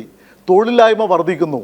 എല്ലാ വർഷവും 2 കോടി പേർക്ക് തൊഴിൽ നൽകാം എന്ന് പറഞ്ഞ് അധികാരത്തിൽ വന്ന ഗവൺമെൻറ്റിന് അത് ചെയ്യാൻ കഴിയുന്നില്ല. അത് മാത്രമല്ല, തൊഴിലില്ലായ്മ വർദ്ധിക്കുന്നു. കൃഷിക്കാരനും കൂലിപ്പണിക്കാരനും ഒക്കെ എതിരായിട്ടുള്ള നിയമങ്ങൾ പാസ്സാക്കി വെച്ചിരിക്കുന്നു. തൊഴിൽ നിയമങ്ങൾ എത്രയോ കാലമായിട്ട് ഈ രാജ്യത്തെ തൊഴിലാളികൾ അനുഭവിച്ചു കൊണ്ടിരുന്ന തൊഴിൽ നിയമങ്ങൾ റദ്ദ് ചെയ്യുന്നു. ഇത്തരത്തിൽ ജനവിരുദ്ധമായിട്ടുള്ള നിലപാടുകൾ എടുത്ത മോഡി ഗവൺമെൻറ്റിനെതിരായിട്ട് ജനവികാരമുണ്ട്. അതുകൊണ്ട് രാമക്ഷേത്രം എന്നുള്ള ഒറ്റമൂലി കൊണ്ട് തെരഞ്ഞെടുപ്പിൽ ജയിക്കാനാവില്ല എന്ന് വരുന്നത് കൊണ്ടാണ് ഇന്ത്യയിലെ പല പാർട്ടികളിൽ നിന്നും ആളുകളെ പിടിക്കുന്നത്. ആളുകളെ പിടിക്കുന്നതിൽ ഏറ്റവും കൂടുതൽ നിന്നുകൊടുക്കുന്നത് കോൺഗ്രസ്സാണ്. ഇവിടെ കോൺഗ്രസിൻ്റെ പ്രതിനിധി പറഞ്ഞ ന്യായീകരണമൊന്നും അതിന് ബാധകമല്ല. കാരണം ദേശീയ തലത്തിൽ ഭാരതീയ ജനതാ പാർട്ടിയുടെ നയങ്ങൾക്കെതിരായിട്ട് ശക്തമായ സമീപനം സ്വീകരിക്കാൻ കോൺഗ്രസ്സിനാകുന്നില്ല. ഇപ്പം ഞാൻ പറയട്ടെ, ഇവിടെ പറഞ്ഞല്ലോ, എന്താണ് NIA ഭേദഗതി നിയമത്തെ സംബന്ധിച്ച് കോൺഗ്രസ് എടുത്ത നിലപാട്? UAPA ഭേദഗതി നിയമം നിങ്ങളെടുത്ത നിലപാടെന്താ? ഈ 2 നിയമത്തിൻ്റെയും കൂടെയല്ലേ യഥാർത്ഥത്തിൽ കോൺഗ്രസ് നിന്നത്? പറഞ്ഞു പോയിട്ടുണ്ട് തമാശയല്ല, ശരിക്കും അത് ഗൗരവമുള്ള വിഷയമാണ്. പക്ഷെ എങ്കിൽ പോലും നമ്മുടെ രാഷ്ട്രീയ പ്രതിനിധികൾ ഏത് തരത്തിലേക്ക് പോകുന്നതാണ്. ആന്റോ ആന്റണിയോട് അല്പം മുമ്പാണ് മാധ്യമപ്രവർത്തകർ NIA നിയമം സംബന്ധിച്ച നിങ്ങളെ കണ്ടു കാണുമല്ലോ, നിങ്ങൾ ആ വിഷയത്തിൽ എതിർത്ത് വോട്ട് ചെയ്തോ എന്ന് ചോദിക്കുന്നുണ്ട്. ചെയ്തു എന്ന് പറയുന്നു. അയ്യോ, അങ്ങനെയല്ലല്ലോ. കേരളത്തിൽ നിന്ന് ആരിഫ് മാത്രമാണ് അതിനെ എതിർത്തത് എന്ന് പറയുമ്പോൾ ആണോ? എങ്കിൽ പരിശോധിക്കാം. അപ്പോൾ നിങ്ങളല്ലേ അല്പം മുമ്പ് പറഞ്ഞു വോട്ട് ചെയ്തു. അപ്പോൾ പുള്ളി പറയുന്ന ദിവസം ഇത്രയും നിയമങ്ങൾ പാസ്സാക്കുന്നിടത്ത് ഇത് എങ്ങനെ ഓർത്തിരിക്കാൻ എന്നുള്ളതാണോ? നോക്കൂ, ഒരു ജനപ്രതിനിധി പറയുന്ന മറുപടിയാണ് ഇത്തരം പ്രധാനപ്പെട്ട വിഷയങ്ങൾ. അതെ, വളരെ വളരെ കഷ്ടമാണ്. ദേശീയ തലത്തിൽ കോൺഗ്രസ് എടുക്കുന്ന നയമില്ലായ്കയുടെ ഏറ്റവും നല്ല ഉദാഹരണമായിരുന്നു NIA ഭേദഗതി നിയമത്തിന് അനുകൂലമായി വോട്ട് ചെയ്തത്. ആ നിയമത്തിൻ്റെ പേരിൽ എത്ര നിരപരാധികളെയാണ് പിടിച്ച് ജയിലിലിടുന്നത്? ഇനി കേന്ദ്ര അന്വേഷണ ഏജൻസികളുടെ വേട്ടയാടുകളെ കുറിച്ച് കോൺഗ്രസ് നിലപാടെന്താ? ഇവിടെ കൃത്യമായ രാഷ്ട്രീയ നിലപാടെടുക്കുന്ന ആളുകൾക്കെതിരായിട്ടുള്ള വേട്ടയാടലുകൾ കേന്ദ്ര ഗവൺമെൻറ് നടത്തുമ്പോൾ കോൺഗ്രസ് മൗനം പാലിക്കുകയാണ്. ഇപ്പോൾ NIA ഏറ്റവും ഒടുവിൽ പൗരത്വ ഭേദഗതി നിയമത്തിന് ചട്ടം ഉണ്ടാക്കി പ്രശ്നം വന്നല്ലോ. ഇന്നിപ്പോൾ രാഹുൽ ഗാന്ധി പ്രതികരിച്ചില്ല എന്ന് പറഞ്ഞല്ലോ. എത്ര ദിവസമായി? ഈ ദിവസങ്ങൾക്കകം ആകെ പ്രതികരിച്ച് ജയറാം രമേശ് അല്ലേ? ജയറാം രമേശ് എന്താ പറഞ്ഞത്? ഇതിനെ ശക്തമായിട്ട് എതിർക്കുന്നതാണോ? തെരഞ്ഞെടുപ്പിൻ്റെ മുന്നിൽ ഇത് കൊണ്ടുവന്നതിനെ മാത്രമാണ് ജയറാം രമേശ് എതിർക്കുന്നത്. അപ്പോൾ രാഹുൽ ഗാന്ധിക്ക് മിണ്ടാട്ടമില്ല, പ്രിയങ്ക ഗാന്ധിക്ക് മിണ്ടാട്ടമില്ല, സോണിയാഗാന്ധി മിണ്ടുന്നില്ല. ദേശീയ തലത്തിൽ കോൺഗ്രസ് ശക്തമായ ഒരു പ്രതിഷേധത്തിന് മുന്നിട്ടിറങ്ങുന്നില്ല. ഇതാണ് നമ്മുടെ രാജ്യം നേരിടുന്ന ഏറ്റവും വലിയ പ്രശ്നം. അവിടെയാണ് CPIM-ഉം ഇടതുപക്ഷവും ഈ നിലപാടിനെതിരായി തത്വാധിഷ്ഠിതമായിട്ടുള്ള നിലപാടെടുത്തുകൊണ്ട് പോരാടുന്നത്. കേരളം സുപ്രീം കോടതിയെ സമീപിക്കുന്നു. തീർച്ചയായും പ്രിന്റ് നോക്കൂ. പ്രിന്റ് ആദ്യഘട്ടത്തിൽ ഇവിടെ പറഞ്ഞതുപോലെ ഗാന്ധിയെ കോട്ട് ചെയ്തു, നെഹ്റുവിനെ കോട്ട് ചെയ്തു, അങ്ങനെ പല ആളുകളെയും പറഞ്ഞു. പക്ഷെ പ്രിന്റു, ഒന്നാമത്തെ കാര്യം ശ്രീജിത്ത് ദിവാകരൻ പറഞ്ഞതിന്റെ ഒരു ഭാഗം മാത്രം അടർത്തിയെടുക്കുക എന്നുള്ളത് അങ്ങേയറ്റം മോശമാണ് എന്നുള്ളതാണ്. രണ്ടാമതായി ഞാൻ ചോദിക്കട്ടെ, പ്രിന്റു പറഞ്ഞതുപോലെ ഈ പീഡനം അനുഭവിക്കുന്ന ന്യൂനപക്ഷങ്ങൾക്ക് അഭയം കൊടുക്കുക സമ്മതിക്കുന്നുണ്ട്. ഞാൻ ചോദിക്കട്ടെ പ്രിന്റു, ഒരു രാജ്യത്ത് മതത്തിന്റെ പേരിൽ മാത്രമാണോ ഏതെങ്കിലുമൊക്കെ വിഭാഗങ്ങൾ ഇത്തരത്തിൽ പീഡനങ്ങൾ അനുഭവിക്കുന്നത്? അങ്ങനെ പാകിസ്ഥാനിൽ നിന്നും 2 പേർ, ഒരു ഹിന്ദുവും ഒരു മുസ്ലിമും ഇന്ത്യയിലേക്ക് വന്നുവെന്നിരിക്കട്ടെ. അവർ 2 പേരും വന്നതിന്റെ കാരണം ഒന്നു തന്നെയാണെങ്കിൽ ഹിന്ദുവിന് പൗരത്വം കൊടുക്കുകയും മുസ്ലിമിന് കൊടുക്കാതിരിക്കുകയും ചെയ്യുന്നതിന്റെ അടിസ്ഥാനം ആ യുക്തിയില്ലായ്മയാണ് പ്രിന്റു ഈ രാജ്യത്തെ ജനങ്ങൾ ചോദ്യം ചെയ്യുന്നത്. അല്ല സിത, എങ്ങനെയാണ് അത് യുക്തിയില്ലായ്മയായി മാറുക? പാകിസ്ഥാൻ എന്ന് പറയുന്നത് മതരാജ്യമാണെന്ന് അറിയാം. ആ മതരാജ്യത്ത് മുസ്ലിം പാകിസ്ഥാനിൽ ജീവിക്കുന്ന മുസ്ലിം നാമധാരിയായിട്ടുള്ള ഒരാൾ, അയാൾ ദൈവവിശ്വാസി അല്ലെങ്കിലോ? നിങ്ങളപ്പോൾ പേര് നോക്കുമോ, അദ്ദേഹത്തിന്റെ വിശ്വാസം നോക്കുമോ? അങ്ങനെയല്ലല്ലോ, പേരും വിശ്വാസം എന്നല്ല. ഞാൻ പറയട്ടെ, ഇവിടെ ഭരണഘടന അനുസൃതമായിട്ട് ഈ രാജ്യത്ത് ആർക്ക് വേണമെങ്കിലും വന്ന് 10 വർഷം താമസിച്ചു ശരി ശരി കഴിഞ്ഞാൽ ശരി ശരി ഈ ഭരണഘടന നമുക്ക് പറയാം. ഞാൻ ഇത് വളരെ ലളിതമാണ്. പ്രിന്റ് ചോദിച്ചു ഇത് ഒറ്റവാക്കിൽ ഉത്തരം പറയൂ, ആളുകൾക്ക് ഇത് മനസ്സിലാകുമല്ലോ. പ്രിന്റ് നോക്കൂ, പ്രിന്റ് 1 മിനിറ്റ്, പ്രിന്റ് ഒറ്റ വാക്കിൽ ഉത്തരം പറഞ്ഞാൽ ഇത് ആളുകൾക്ക് മനസ്സിലാവും. ഞാൻ ചോദിക്കുന്നത്, പാകിസ്ഥാനിൽ നിന്ന് വരുന്ന 2 പേർ, ഒരാൾ മുസ്ലിമാണ്, ഒരാൾ ഹിന്ദുവാണ്. മുസ്ലിമിന് പൗരത്വമില്ല, ഹിന്ദുവിന് പൗരത്വമുണ്ട്, എങ്ങനെ ശരിയാകുമെന്ന് ചോദിക്കുമ്പോൾ പ്രിന്റ് പറയുന്നു പാകിസ്ഥാൻ മുസ്ലിം രാജ്യമാണ്, മുസ്ലിമിന് അവിടെ പീഡനമില്ല. 1 മിനിറ്റ്, ആ മുസ്ലിം നാമധാരി പക്ഷേ അവിശ്വാസിയാണ്, മതവിശ്വാസിയല്ല, പക്ഷെ പേര് മുസ്ലിമിന്റേതാണ്. എന്താണ് അപ്പോൾ അയാൾ നിങ്ങൾ പൗരത്വത്തിന്റെ അടിസ്ഥാനമാക്കുക? എങ്ങനെയാണ് നിങ്ങൾ അയാളുടെ വിശ്വാസത്തെ അളക്കുക? അങ്ങനെയല്ലല്ലോ, അതിനെന്ത് യുക്തിയാണുള്ളത്? നമ്മൾ ന്യൂനപക്ഷങ്ങൾ എന്നൊരു ക്രൈറ്റീരിയ നിശ്ചയിക്കുന്നത്.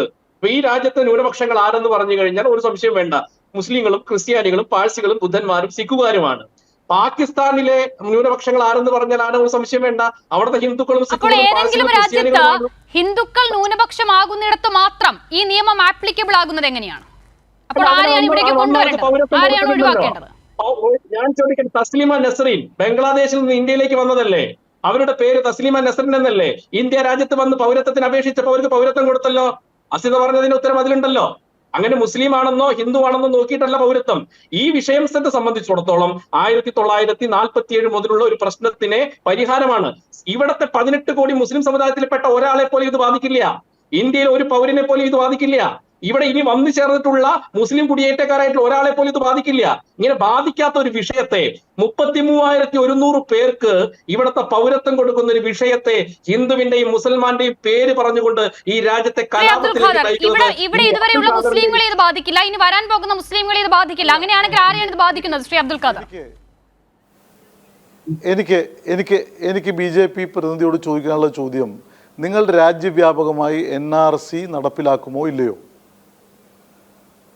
സാർ, ഞാനൊന്ന് പറയട്ടെ, ഈ NRC ആദ്യമായിട്ട് നടപ്പിലാക്കണമെന്ന് പറഞ്ഞത് 1985 സെപ്റ്റംബർ 13-ാം തീയതി രാജീവ് ഗാന്ധിയാണ് സാർ.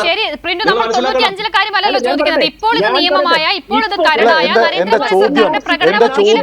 ചോദ്യം വളരെ പ്ലെയിനാണ്.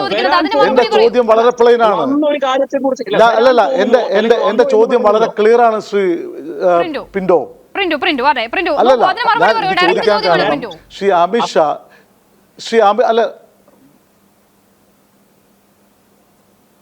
പറഞ്ഞോളൂ, അതിന് മറുപടി പറയൂ പ്രിന്റോ. ഇതിനകത്ത് അബ്ദുൽ ഖാദർ സാർ, ഇതിനകത്ത് കൃത്യമായിട്ട് NRC ആയിക്കോട്ടെ, ഇനി നാഷണൽ പോപ്പുലേഷൻ രജിസ്റ്റർ ആയിക്കോട്ടെ, സ്വാഭാവികമായിട്ട് ഇവിടെ നടപ്പിലാക്കാത്ത ഒരു കാര്യമാണ്, നടപ്പിലായിട്ടില്ലാത്ത ഒരു കാര്യമാണ്. നടപ്പിലായിട്ടുള്ള CA ആണല്ലോ വിഷയം. നിങ്ങൾ CAയുടെ പേര് പറയുമ്പോൾ NRCയെ കൂട്ടുപിടിക്കുന്നത് എന്തിനാ? നടപ്പിലാക്കാത്ത ഒരു വിഷയം പറഞ്ഞുകൊണ്ട് ഇത്തരമൊരു ചർച്ചയിൽ ഇത് വളരെ പ്രസക്തമാണ് എന്നതുകൊണ്ടാണ് അമിത്ഷായുടെ ഇപ്പോൾ സിഎയുടെ തുടർച്ചയായി വരാൻ പോകുന്ന കാര്യത്തെ കുറിച്ചാണ്, അസമിൽ കണ്ടതിനെ കുറിച്ച് നമ്മൾ ആദ്യം ഞാൻ ചോദിച്ചോട്ടെ, ഞാൻ അങ്ങയുടെ വാദത്തിന് ഒരു ക്ലാരിറ്റി ഉണ്ടാക്കാൻ വേണ്ടി, അഷിത 1 മിനിറ്റ്, ഈ ചർച്ചയിൽ ഒരു ക്ലാരിറ്റി ഉണ്ടാകാൻ വേണ്ടിയാണ് ഞാൻ പറയുന്നത്. അമിത്ഷാ ഞാൻ പറഞ്ഞോട്ടെ, അമിത്ഷാ അദ്ദേഹം 2ഓ 3ഓ ഇടത്ത് അദ്ദേഹത്തിൻ്റെ നിലപാടുകൾ പരസ്യമായി തന്നെ പറയുകയുണ്ടായിട്ടുണ്ട്. ഈ രാജ്യത്തെ മാധ്യമങ്ങൾ അത് റിപ്പോർട്ട് ചെയ്തിട്ടുണ്ട്. അദ്ദേഹം ഒരു താക്കീത് സ്വരത്തിൽ തന്നെയാണ് ഇവിടെ രാജ്യത്ത് NRC പൗരത്വ രജിസ്റ്റർ ഉണ്ടാക്കും എന്ന് പറഞ്ഞിട്ടുള്ളത്. ആ പൗരത്വ രജിസ്റ്ററിൽ പേരില്ലാത്ത ആളുകളെ എങ്ങനെയാണ് പൗരത്വത്തിലേക്ക് കൊണ്ടുവരിക?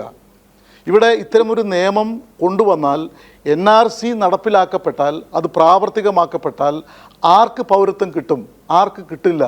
ഈ ആശങ്ക നിലവിലുണ്ട്. ഈ ആശങ്ക ഈ രാജ്യത്ത് ഉന്നയിക്കാൻ പാടില്ല എന്ന് പറയുന്നത് എന്ത് അടിസ്ഥാനത്തിലാണ്? നിങ്ങൾ അത്തരമൊരു ആശങ്ക ഉണ്ടാവാനുള്ള കാരണം ഇന്ത്യയുടെ ചരിത്രത്തിൽ ആദ്യമായിട്ട് ഇന്ത്യൻ പാർലമെൻറ്റിൽ ഒരു നിയമം പാസ്സാക്കുമ്പോൾ മതങ്ങളുടെ പേര് പ്രത്യേകമായിട്ട് പറയുകയും ഒരു മതവിഭാഗത്തിൻ്റെ ഒഴിവാക്കുകയും ചെയ്തപ്പോഴാണ് സ്വാഭാവികമായിട്ടും ഈ സംവാദം രാജ്യത്തുണ്ടായത്. അല്ലെങ്കിൽ ഈ പ്രശ്നമില്ല. ഞാൻ മറ്റൊരു കാര്യം ചൂണ്ടിക്കാണിക്കട്ടെ.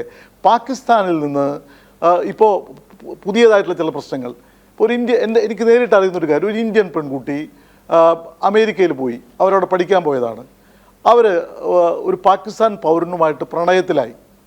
അവർ തമ്മിൽ അവിടെ കല്യാണം കഴിച്ചു, രജിസ്റ്റർ മാരേജ് കഴിച്ചു. അവർക്കൊരു കുട്ടിയുണ്ടായി.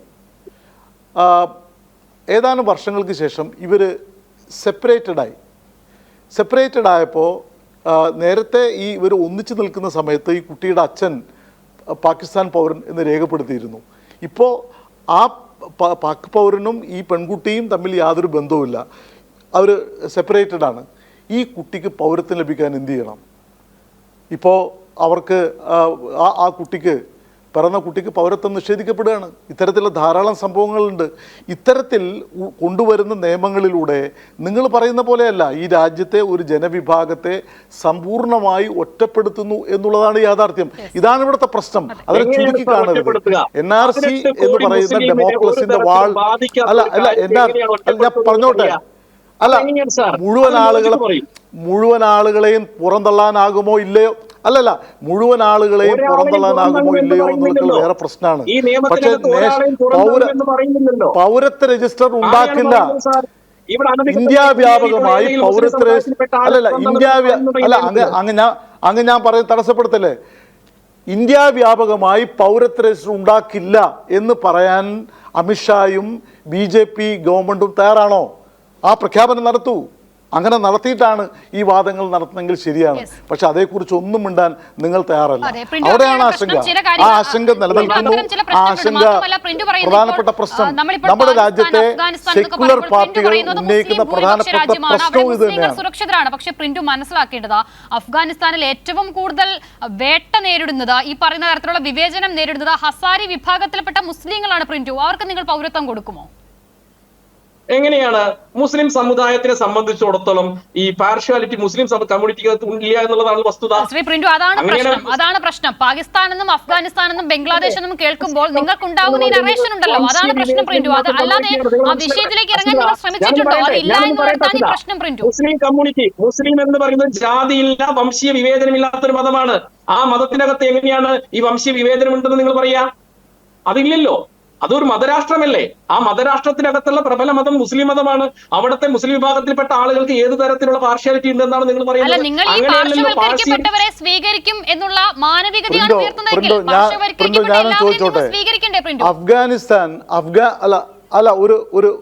ഒരു ചോദ്യം.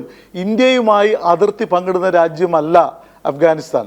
പക്ഷെ നിയമത്തിൽ ഈ അഫ്ഗാനിസ്ഥാൻ പ്രത്യേകം പറയുന്നുണ്ട്. എന്നാൽ നമ്മുടെ തൊട്ടടുത്തുള്ള രാജ്യമാണ് ശ്രീലങ്ക. ശ്രീലങ്കൻ അഭയാർത്ഥികളുടെ പ്രശ്നം, അവർക്ക് പൗരത്വം നൽകുന്നതുമായി ബന്ധപ്പെട്ട പ്രശ്നം എന്തുകൊണ്ട് അഡ്രസ് ചെയ്യുന്നില്ല?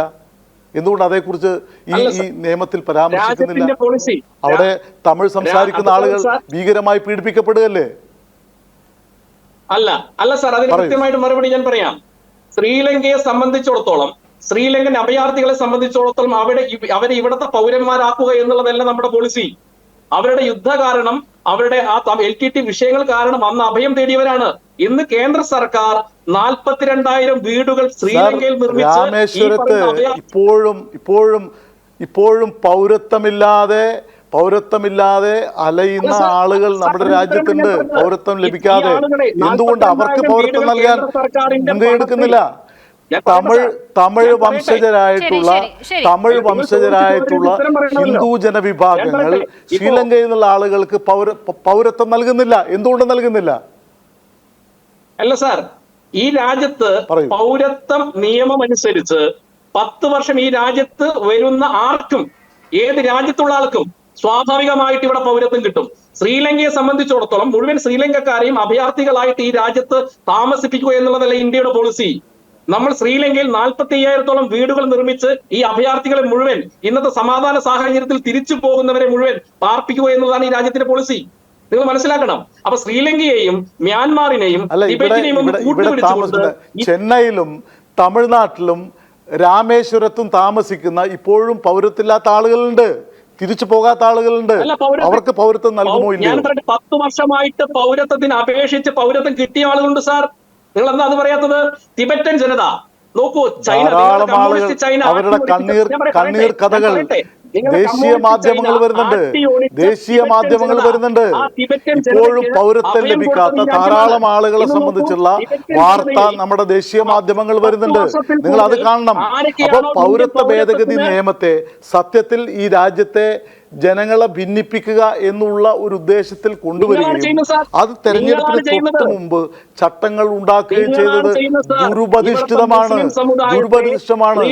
നമ്മുടെ രാജ്യത്തെ ജനങ്ങളെ എല്ലാവർക്കും ബാധിക്കുന്ന എത്രയോ ക്ഷേമ നിയമങ്ങൾ നടപ്പിലാക്കുന്നതിന് പകരം ഏകപക്ഷീ ശ്രീജിത്ത് ദിവാകരൻ നോക്കൂ, ഇപ്പോൾ ഫോറിനേഴ്സ് ആക്ടും പാസ്പോർട്ട് എൻട്രി ആക്ടും ഒക്കെ ഉള്ളൊരു രാജ്യമാണല്ലോ. അപ്പോൾ ഇത് പ്രകാരം ഈ ഇല്ലീഗൽ മൈഗ്രൻസ് ശിക്ഷ അനുഭവിക്കണം എന്നുള്ളത് രാജ്യത്തെ നിയമമാണ്. ഇവിടെ ഇപ്പോൾ ഇത് നടപ്പിലാകുന്നതോടുകൂടി ഹിന്ദുക്കളായ ഇല്ലീഗൽ മൈഗ്രൻസ് ശിക്ഷ അനുഭവിക്കാതിരിക്കുകയും മറ്റ് വിഭാഗക്കാർ ഇത് അനുഭവിക്കേണ്ടി വരികയും ചെയ്യുന്നുണ്ട്. നമ്മൾ ഇതിന്റെ അപകടത്തെക്കുറിച്ച് പറയുമ്പോൾ ഇപ്പോൾ പ്രിന്റ് പറഞ്ഞതാണ് BJPയുടെ ഇതിന്റെ വേർഷന്റെ ഒരു ആകെ മൊത്തം ജനങ്ങൾക്കിടയിൽ ഒരു പുകപടലം സൃഷ്ടിക്കുക എന്നുള്ളതിനപ്പുറത്തേക്ക് ശ്രീജിത്ത് ദിവാകരൻ എന്തുകൊണ്ട് CAA രാജ്യത്ത് നടപ്പിലാക്കിക്കൂടാ?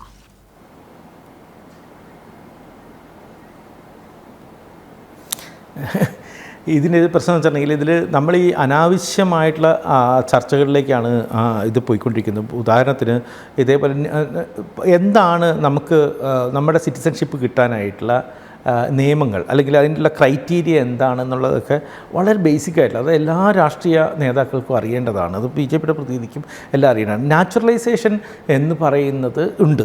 അതെന്ന് വെച്ചിട്ടുണ്ടെങ്കിൽ കുറച്ച് കാലം ഇവിടെ ജീവിക്കുക, അല്ലെങ്കിൽ ഒരു കാലയളവിൽ ഉണ്ടാവുക, അതിനുശേഷമുള്ള അതിനിടയിൽ നിങ്ങൾ പുറത്ത് പോയിട്ട് തിരിച്ചു വരികയാണെങ്കിലും ഒരു നിശ്ചിത കാലയളവ് ഉണ്ടാവുക, ഇതൊക്കെ പറയാനുള്ള പല ആപ്ലിക്കേഷൻസിൻ്റെ വകയായിട്ടുള്ള പല രീതിയിൽ കിട്ടുകയും ചെയ്തു. നാച്ചുറലൈസേഷനും ഈ CAAയും തമ്മിൽ യാതൊരു തരത്തിലുള്ളൊരു കമ്പാരിസൺ ഇല്ല. CAA എന്ന് പറയുന്നത് നിങ്ങൾക്ക് യാതൊരു തരത്തിലും ആ രേഖകൾ യഥാർത്ഥത്തിൽ ഇല്ലെങ്കിലും നിങ്ങൾ എന്ന് വെച്ചാൽ ഈ രേഖകൾ എന്ന് വെച്ചിട്ടുണ്ടെങ്കിൽ ദുർബലമായിട്ടുള്ള രേഖകൾ എന്തെങ്കിലും മതി. അതിൽ രേഖകളില്ലാതിരിക്കുക എന്നുള്ളതാണ് അതിൻ്റെ ഒരു അടിസ്ഥാനമായിട്ടുള്ള കാര്യം. അതുണ്ടെങ്കിൽ നിങ്ങൾ ഈ 3 രാജ്യങ്ങളിൽ നിന്ന് വന്നിട്ടുള്ള ആളുകൾക്ക്, മുസ്ലിങ്ങളല്ലാത്ത സകല ആളുകൾക്കും നിങ്ങൾക്ക് 2014 ഡിസംബർ 31 മുമ്പ് ഇവിടെ എത്തിയിട്ടുള്ള ആളുകൾക്കാണെങ്കിൽ നമുക്ക് പൗരത്വം നൽകുമെന്നുള്ളതാണ്. ഇതിൻ്റെ ഒരു ബേസിക് ഡിസ്ക്രിമിനേഷൻ എന്ന് പറയുന്നത് അത് നമുക്ക് ഈ പറയും മുസ്ലിങ്ങൾ അല്ലാത്ത ആളുകൾക്ക് എന്നുള്ളതാണ് അതിൻ്റെ ഡിസ്ക്രിമിനേഷൻ. ഒന്നാമത്തെ കാര്യത്തിൽ ഈ എങ്ങനെയാണ് നമ്മൾ ഈ പറയുന്ന രീതിയിൽ നമ്മുടെ ഈ അയൽപക്കങ്ങളെ നമ്മൾ സ്വീകരിക്കുന്നത്. അയൽപക്കത്തെ രാജ്യങ്ങളാണെങ്കിൽ നമുക്ക് ഉള്ളത് ഒന്ന് ഞാൻ നിങ്ങൾ ആരും സംസാരിച്ചിട്ടില്ല. ദയവായിട്ട് നിശബ്ദനായി കേൾക്കുകയായിരുന്നു. അദ്ദേഹം ആ പോയിന്റ് പൂർത്തീകരിക്കട്ടെ, അതിനുശേഷം പ്രിന്റുവിലേക്ക് വരാം. പറഞ്ഞോളൂ. എന്താണ് ഞാൻ പറഞ്ഞത്? ഇതേപോലെ നമ്മുടെ അയൽപക്കത്തുള്ള എല്ലാ രാജ്യങ്ങളിൽ നിന്നുള്ള ഇതേപോലെ കടന്നു വരുന്നിട്ടുള്ള അല്ലെങ്കിൽ ഇല്ലീഗലായിട്ടുള്ള മൈഗ്രൻസ് ആയിട്ടുള്ള ആളുകളെ അല്ല നമ്മൾ സ്വീകരിക്കുന്നത്. മറിച്ച് നമ്മൾ സെലക്ട് ചെയ്തിട്ടുള്ള 3 രാജ്യങ്ങളിൽ നിന്നാണ്. നമ്മളുടെ വളരെ ദീർഘകാലമായിട്ടുള്ള പ്രതിസന്ധികൾ അനുഭവിക്കുന്ന ശ്രീലങ്കയുണ്ട്, ചൈനയുണ്ട്, മ്യാൻമറുണ്ട്. അടുത്ത നമ്മുടെ അതിർത്തി പങ്കെടുക്കുന്ന രാജ്യങ്ങളാണ്. അഫ്ഗാനിസ്ഥാൻ നേരത്തെ ഖാദർക പറഞ്ഞ മാതിരി നമ്മുടെ ഒരു അതിർത്തി പങ്കിടാത്ത ഒരു രാജ്യമാണ്. അഫ്ഗാനിസ്ഥാൻ എങ്ങനെയാണ് ഈ പിക്ചറിൽ വരുന്നതെന്ന് പോലും നമുക്ക് വ്യക്തമല്ലാത്തൊരു കാര്യമാണ്. പക്ഷേ ഇവിടെ നിന്ന് വരുന്ന ആളുകളെ, ഈ പറയുന്ന രീതിയിൽ മുസ്ലിങ്ങളല്ലാത്ത ആളുകളെ, അതായത് ഇല്ലീഗൽ മൈഗ്രൻസിനെ നമ്മൾ ഈ 2014 ഡിസംബർ 31 മുമ്പ് വന്നിട്ട് എല്ലാവരെയും നമ്മൾക്ക് പൗരത്വം കൊടുക്കാനായിട്ട് തയ്യാറാണ്. ഇതിന് പല പ്രശ്നങ്ങളുണ്ട്. ഇത് കടന്നു വരുന്ന മനുഷ്യരുടെ മുൻപുണ്ടായിട്ടുള്ള സ്റ്റേറ്റസുകൾ, ഇപ്പോൾ നേരത്തെ ഈ പറഞ്ഞ രീതിയിൽ വിദേശത്ത് വിവാഹം കഴിച്ചിട്ടുള്ള ആളുകളുടെ സ്റ്റാറ്റസുകളെ കുറിച്ചിട്ട് നേരത്തെ സൂചിപ്പിച്ചിട്ടുണ്ടായിരുന്നു. ഇതേപോലെ ഞാൻ നേരത്തെ പറയുകയും ചെയ്തിട്ടുണ്ടായിരുന്നു, നമ്മുടെ പൗരത്വത്തിൻ്റെ ഒരു അടിസ്ഥാന കാര്യം, ഇന്ത്യൻ സിറ്റിസൺഷിപ്പിൻ്റെ അടിസ്ഥാന കാര്യം rights to have other rights എന്നുള്ളതാണ്. അത് കാരണം തന്നെ സംവരണം അടക്കമുള്ള റൈറ്റ്സിന് അവകാശമുള്ളതാണ്. എങ്ങനെയാണ് നമ്മൾ ഈ സംവരണം അടക്കമുള്ള റൈറ്റ്സ് പരിഗണിക്കുന്നത് ഈ കടന്നു വരുന്നത്? കാരണം വെച്ചിട്ടുണ്ടെങ്കിൽ മറ്റ് രേഖകളൊന്നുമില്ല, അവരെ സ്വീകരിക്കാനായിട്ട് നമ്മൾ തയ്യാറാണ്. ആ സ്വീകരിക്കുമ്പോൾ ഇവർ ഏത് വിഭാഗത്തിൽപ്പെട്ടിട്ടുള്ള ആളുകളാണ് എന്നെങ്ങനെയാണ് നമ്മൾ കണക്കാക്കുന്നത്? അങ്ങനെയാണെങ്കിൽ നമ്മൾ ഒരു വിഭാഗം ആളുകൾക്ക്, ഈ കടന്നു വരുന്ന ആളുകൾക്ക് നമ്മൾ സിറ്റിസൺഷിപ്പ് കൊടുക്കുകയും അവർക്ക് സംവരണത്തിന് അർഹരല്ലാതിരിക്കുകയും ചെയ്യുമോ? അവരുടെ യഥാർത്ഥത്തിലുള്ള ജീവിത പരിസ്ഥിതി നോക്കിയാലും എന്നുള്ളത് മുതൽ ഇപ്പോൾ അസമിൽ നിന്നുള്ള ആളുകളെ സംബന്ധിച്ചിടത്തോളം ഏറ്റവും വലിയ പ്രതിസന്ധികൾ ഉണ്ടാകാൻ പോകുന്നതെന്ന് വെച്ചിട്ടുണ്ടെങ്കിൽ നിങ്ങൾക്ക് ഡിക്ലെയർ ചെയ്യണം, നിങ്ങൾ വിദേശത്ത് പ്രദേശത്ത് നിന്ന് വന്നിട്ടുള്ള ആളാണ്. അതായത് രേഖകളില്ലാതായിരുന്ന ആളല്ല. ഇപ്പോൾ അസം പോലെയുള്ളൊരു സ്ഥലം എന്ന് പറയുന്നത് വളരെ കോംപ്ലിക്കേറ്റഡ് ആയിട്ടൊരു സ്ഥലമാണ്. അവിടെ പല ആളുകളും ഈ പറയുന്ന രീതിയിൽ പല സമയത്ത് 2 ഫ്ലഡിനെ അതിജീവിക്കേണ്ട മനുഷ്യരാണ്. അവർക്ക് മറ്റേ മഴക്കാലത്തും വേനൽക്കാലത്തും ഫ്ലഡുണ്ട്. അപ്പോൾ ബ്രഹ്മപുത്രയുടെ ഡെൽറ്റയുടെ അകത്ത് ജീവിക്കുന്ന ലക്ഷക്കണക്കിന് മനുഷ്യരുണ്ട്. അവർ വർഷങ്ങളായിട്ട് അവിടെ ജീവിക്കുന്ന മനുഷ്യരാണ്. ഇവരെ നമ്മൾ പുറത്ത് കാണുന്നത് ഈ 2 ഈ വലിയ പ്രളയകാലത്ത് മാത്രമാണ്. ഈ പ്രളയകാലത്ത് ഇവരുടെ ഒരു സെറ്റിൽമെൻറ്റുകൾ ഒതുക്കി വെച്ചതിന് ശേഷം ഇവർ പുറത്ത് വന്നിട്ട് ഈ പറയുന്നൊരു മെയിൻലാൻഡിലേക്ക് ജീവിക്കും. അത് കഴിഞ്ഞാൽ അവർ തിരിച്ചു പോകും. ഓരോ തവണ ഇവർ മെയിൻലാൻഡിൽ വരുമ്പോഴും മെയിൻലാൻഡിലെ ആളുകൾ കരുതുന്നത് ഇവരെന്തോ ബംഗ്ലാദേശിൽ നിന്ന് വരുന്ന ആൾക്കാരാണ്, വർഷങ്ങളായിട്ട് അവിടെ ജീവിക്കുന്ന ആൾക്കാരാണ്. ഇവർക്ക് പലർക്കും രേഖകളില്ല. ഈ രേഖകളില്ലാത്ത മനുഷ്യർ ഇവർ പലരും ഹിന്ദുക്കളുമാണ്. അപ്പോൾ ഇവർ ഈ പറയുന്ന രീതിയിലേക്ക് ഒരു സിറ്റിസൺഷിപ്പിലേക്ക് വരുമ്പോൾ ഇവർ യഥാർത്ഥത്തിൽ കള്ളം പറയേണ്ടി വരും. കാരണം ഇവർക്ക് രേഖകളില്ല. കാരണം ഇവർ കള്ളം പറയേണ്ടി വരിക എന്ന് വെച്ചിട്ടുണ്ടെങ്കിൽ ഇവർ ബംഗ്ലാദേശിൽ നിന്ന് വന്നിട്ടുള്ള ആളുകളാണ് എന്നുള്ള രീതിയിലേക്ക്, അല്ലെങ്കിൽ പാകിസ്ഥാനിലേക്ക് വന്നിട്ടുള്ള ആളുകളാണ് എന്നുള്ള രീതിയിൽ ഇവർക്ക് ഒരു ഔദ്യോഗികമായിട്ട് കള്ളം പറഞ്ഞിട്ട് വേണം ഇവർക്ക് ഈ ഇതിലേക്ക് വരാൻ. അതിൽ എത്രമാത്രം പേര് തയ്യാറാകും? ആ തയ്യാറായി കഴിഞ്ഞിട്ടുണ്ടെങ്കിൽ തുടർന്നുണ്ടാകുന്ന പ്രശ്നങ്ങൾ എന്താണ്? കാരണം എന്ന് വെച്ചിട്ടുണ്ടെങ്കിൽ അസമിലെ ഏറ്റവും വലിയ പ്രശ്നം, അവിടെ ഇപ്പോഴും തുടരുന്നൊരു പ്രശ്നം എന്ന് പറയുന്നത് ഇല്ലീഗൽ മൈഗ്രൻസ് എന്ന് പറയുന്നത്, അതായത് ബംഗ്ലാദേശ് അടക്കമുള്ള സ്ഥലങ്ങളിൽ നിന്ന് പുറത്തു വന്നിട്ടുള്ള എല്ലാ മനുഷ്യർക്കും എതിരെയുള്ളൊരു കലാപമാണ് അവിടെ നടക്കുന്നത്. അവരുടെ സോഷ്യൽ സെക്യൂരിറ്റി പോലും വലിയ പ്രശ്നമായിട്ട് മാറാവുന്ന വിധം വളരെ ഡേഞ്ചറസ് ആയിട്ടൊരു സിറ്റുവേഷനാണ്. അതുകൊണ്ട് തന്നെ നമ്മളെന്ന് വെച്ചാൽ ഇന്ന് വളരെ നമ്മുടെ അടിസ്ഥാനപരമായിട്ടുള്ള നമ്മളുടെ ഒരു ഭരണഘടനയുടെ ഭാവുകത്വത്തെ നമ്മൾ തെറ്റിക്കുകയാണ്. ഭരണഘടന എന്ന് പറയുന്നത് എല്ലാ മനുഷ്യരെയും തുല്യമായിട്ട് പരിഗണിക്കും എന്നുള്ള രീതിയിലാണ് നമ്മുടെ ഭരണഘടന നിലനിൽക്കുന്നത് തന്നെ. ഈ പറഞ്ഞ രീതിയിൽ ശ്രീലങ്കയിൽ നിന്ന് വരുന്ന മനുഷ്യരെ നമുക്ക് പരിഗണിക്കാൻ പറ്റില്ലെങ്കിൽ, തമിഴ് ഹിന്ദുക്കളെ പരിഗണിക്കാൻ പറ്റില്ലെങ്കിൽ നമുക്ക് എങ്ങനെയാണ് ഈ പറയുന്ന മറ്റുള്ള ആളുകളെ ഇത് ചെയ്യാൻ പറ്റുന്നത്? അപ്പോൾ എന്ന് വെച്ചിട്ടുണ്ടെങ്കിൽ ഇതിൽ നമുക്കൊരു താല്പര്യമുണ്ട്. അതെന്ന് വെച്ചിട്ടുണ്ടെങ്കിൽ ഇതൊരു ആൻറ്റി മുസ്ലിമായിട്ട് നിലനിൽക്കണം എന്നുള്ളതിൻ്റെ ഒരു താല്പര്യം ഈ ബില്ലിലോ അല്ലെങ്കിൽ ഈ നിയമത്തിലോ നമ്മൾ കാണുന്നുണ്ട്. അതാണ് നമുക്കൊരു ഭീതിപ്പെടുത്തുന്നൊരു കാര്യം. അപ്പം നമുക്ക് തിരിഞ്ഞു നോക്കിക്കഴിഞ്ഞിട്ടുണ്ടെങ്കിൽ ഇത് ഹിന്ദുത്വമായിട്ടൊരു അജണ്ടയാണോ എന്നുള്ള കാര്യത്തിൽ നമുക്ക് സംശയം തോന്നും. കാരണം ഇത് ദീർഘകാലമായിട്ടുള്ള ഒരു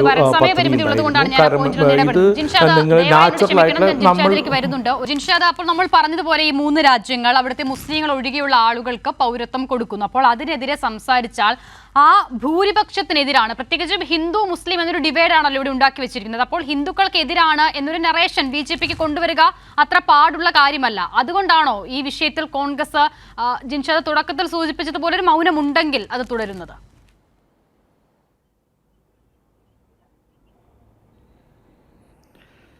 എൻ്റെ അർഷിത, എന്ത് വിഡ്ഢിത്തരമായ ചോദ്യമാണ് താങ്കൾ ചോദിക്കുന്നത്? വിദേശത്തെ പൗരത്വം അവിടെ നിൽക്കട്ടെ, ഈ രാജ്യത്തകത്തുള്ള ഒരു വിഭാഗം വിശ്വാസികളെ ഈ രാജ്യത്തെ 2ാം കിട പൗരന്മാരാക്കുമെന്ന് സംഘപരിവാർ പറയുമ്പോൾ നിങ്ങൾ അതിൽ നിന്ന് ചർച്ച ചെയ്യാതെ, അല്ലെങ്കിൽ ഇവിടെ NRC CAA സമരം കേരളത്തിൽ നടത്തുമ്പോൾ, ഇന്നലെ ഇപ്പോൾ പരിശുദ്ധ റമദാൻ മാസത്തിൻ്റെ 1ാമത്തെ നോമ്പായിരുന്നു. ഇന്നലെ നോമ്പ് തുറന്ന് ഇശാ നമസ്കാരം കഴിഞ്ഞ് ഏതോ ഒരു സംഘടന, എനിക്ക് തോന്നുന്നു അത് ഫ്രാറ്റർണിറ്റി ആണെന്ന് തോന്നുന്നത്, ആ സംഘടന കോഴിക്കോട് ഒരു സമാധാനപരമായി മാർച്ച് നടത്തി, പ്രതിഷേധ മാർച്ച്. ആ മാർച്ചിലെ സ്ത്രീകൾ ഉൾപ്പെടെ കേരളത്തിലെ പിണറായി വിജയൻ്റെ പോലീസ് ക്രൂരമായി മർദ്ദിച്ചു. ഇനി രണ്ടാമത്തൊരു കാര്യം, ഇന്നലെ രാത്രി യൂത്ത് കോൺഗ്രസ് തിരുവനന്തപുരത്ത് പിണറായി വിജയൻ്റെ കോലം കത്തിച്ചു. അവർക്കെതിരെ കേസെടുത്തു. ശരി, ഇപ്പോൾ നേരത്തെ ഇവിടെ അബ്ദുൽ ഖാദർ എന്ന് പറയുന്ന CPMൻ്റെ നേതാവ്, അദ്ദേഹം പറഞ്ഞത് നിങ്ങളുടെ വിഷയം എന്തായിക്കോട്ടെ, നിങ്ങളുടെ സമരത്തിന് കേസെടുക്കാൻ പാടില്ല എന്നൊന്നും നിയമമില്ല എന്ന് പറഞ്ഞത്. ഞാൻ സമ്മതിച്ചു, ഈ ഒരു വാദത്തിന് വേണ്ടി ഞാൻ അദ്ദേഹത്തോട് അനുകൂലിക്കുകയാണ്. ഞാൻ അദ്ദേഹത്തോട് തിരിച്ചു ചോദിക്കട്ടെ, ഇന്നലെ പന്ന്യൻ രവീന്ദ്രന്റെ നേതൃത്വത്തിൽ ഒരു മിനിറ്റ് വികാരം ഉണ്ടാക്കുക എളുപ്പമാണ്. പക്ഷേ ജിൻഷാദ് എന്റെ ചോദ്യത്തിനുള്ള മറുപടിയായി ആദ്യം പറഞ്ഞ കാര്യം സത്യത്തിൽ എനിക്ക് മനസ്സിലായില്ല. ഞാൻ എന്തോ മണ്ടത്തരം ചോദിച്ചു, എനിക്ക് മനസ്സിലായില്ല. അതുകൊണ്ടാണ് ഞാൻ മിണ്ടാതിരുന്നത് എന്താണെന്ന് കേൾക്കാൻ. പക്ഷെ ഞാൻ ചോദിച്ചത് അതല്ല ജിൻഷാദ്. ഇവിടെ ഇപ്പോൾ ഇതിന് പുറത്ത് നിൽക്കുന്ന ഉൾപ്പെടുന്ന ആളുകൾ ഭൂരിപക്ഷമായ ഈ രാജ്യത്തെ ഭൂരിപക്ഷം എന്ന് പറയുന്ന ഹിന്ദുക്കളാണ്. അപ്പോൾ അവർക്കെതിരെ സംസാരിച്ചാൽ തെരഞ്ഞെടുപ്പ് വരാൻ പോകുന്നു. അപ്പോൾ വോട്ട് ബാങ്ക് രാഷ്ട്രീയത്തെ ബാധിക്കും എന്നുള്ളത് കൊണ്ടാണോ കോൺഗ്രസ് ഈ വിഷയത്തിൽ ദേശീയ തലത്തിലൊരു നിലപാടെടുക്കാത്തത്, ചുരുങ്ങിയ പക്ഷം ഭരിക്കുന്ന സംസ്ഥാനങ്ങളിൽ പോലും എന്നുള്ളതാണ് ചോദ്യം.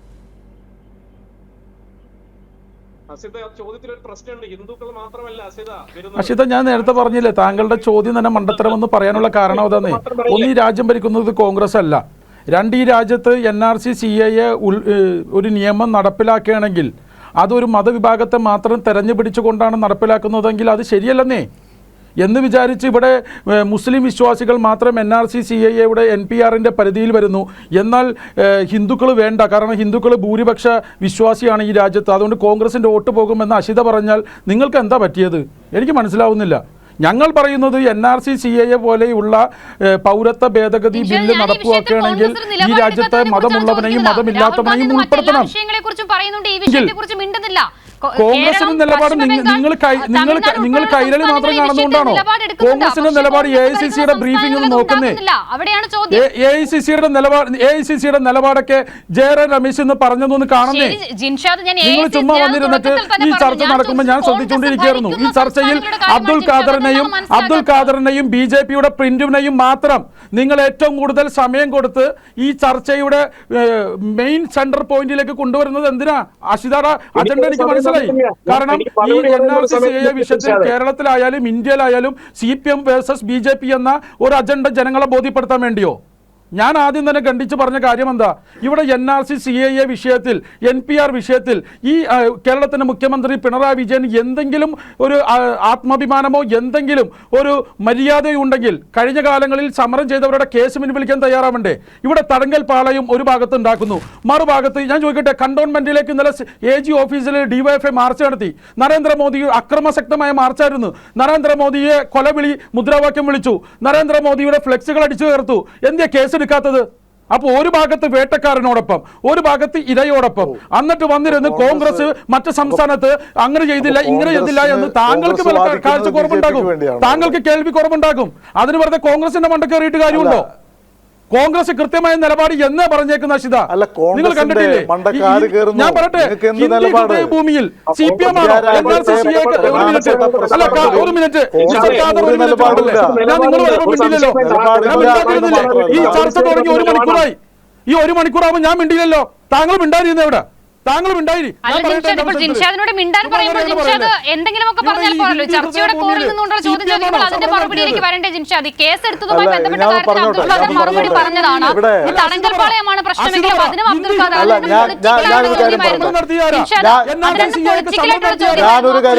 ചോദ്യത്തിന് അബ്ദുൽ ഖാദർ മറുപടി പറഞ്ഞു എന്നതാണ് എന്റെ ബോധ്യം. പൗരത്വ ഭേദഗതി നിയമത്തിനെതിരായിട്ട് കേരളമാണ്. പിണറായി വിജയനാണ് കേരളത്തിൽ ഈ നിയമം പാസാക്കുന്നത്.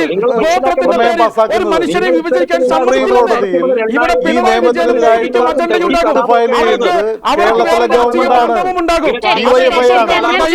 കോൺഗ്രസ് സുപ്രീം കോടതിയിൽ ഫയൽ ചെയ്തിട്ടുണ്ടോ?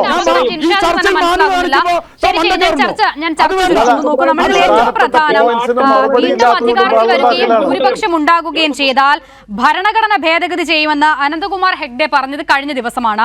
ജിൻഷാദ് ഇപ്പോൾ ഈ കാര്യത്തിൽ ഒരുപാട് ആവേശം കൊള്ളുന്നുണ്ട്. പക്ഷേ രാജ്യസഭയിൽ നിലവിൽ 4 സീറ്റിന്റെ മാത്രം ഭൂരിപക്ഷം BJPക്ക് കുറവുണ്ടായിരിക്കെ ആ സീറ്റ് നഷ്ടപ്പെടുത്തി KC വേണുഗോപാൽ ആലപ്പുഴയിൽ മത്സരിക്കുന്നത് എന്തിനാണെന്ന് ചോദിക്കുമ്പോൾ അതിൽ നിങ്ങൾ മറ്റൊരു തരത്തിൽ വ്യാഖ്യാനിക്കുന്നു. പക്ഷേ ഇതൊക്കെ രാജ്യത്തിന്റെ അഖണ്ഡതയെ ഏത് നിലയിൽ ബാധിക്കുമെന്നുള്ളത് ഒരു പക്ഷേ കോൺഗ്രസിന് മനസ്സിലാകുന്നുണ്ടാകില്ല. ഈ വിഷയത്തിൽ പാർലമെന്റിൽ ഉൾപ്പെടെ നിലപാട് സ്വീകരിക്കേണ്ടവരാണ്. നേരത്തെ പറഞ്ഞതുപോലെ NIAയുടെ വിഷയം പാർലമെന്റിൽ വന്നപ്പോൾ മിണ്ടാത്തവരാണ്. അങ്ങനെ ഒരുപാട് പ്രശ്നങ്ങളുണ്ട് ജിൻഷാദ്. എന്തായാലും വളരെ നന്ദി. സമയപരിമിതിയുമുണ്ട്. ശ്രീ KV അബ്ദുൽ ഖാദർ, ജിൻഷാദ് ജിന്നാസ, പ്രിൻറ്റു മഹാദേവ്, ഒപ്പം തന്നെ Sreejith Divakaran. News and views പൂർണ്ണമാകുകയാണ്.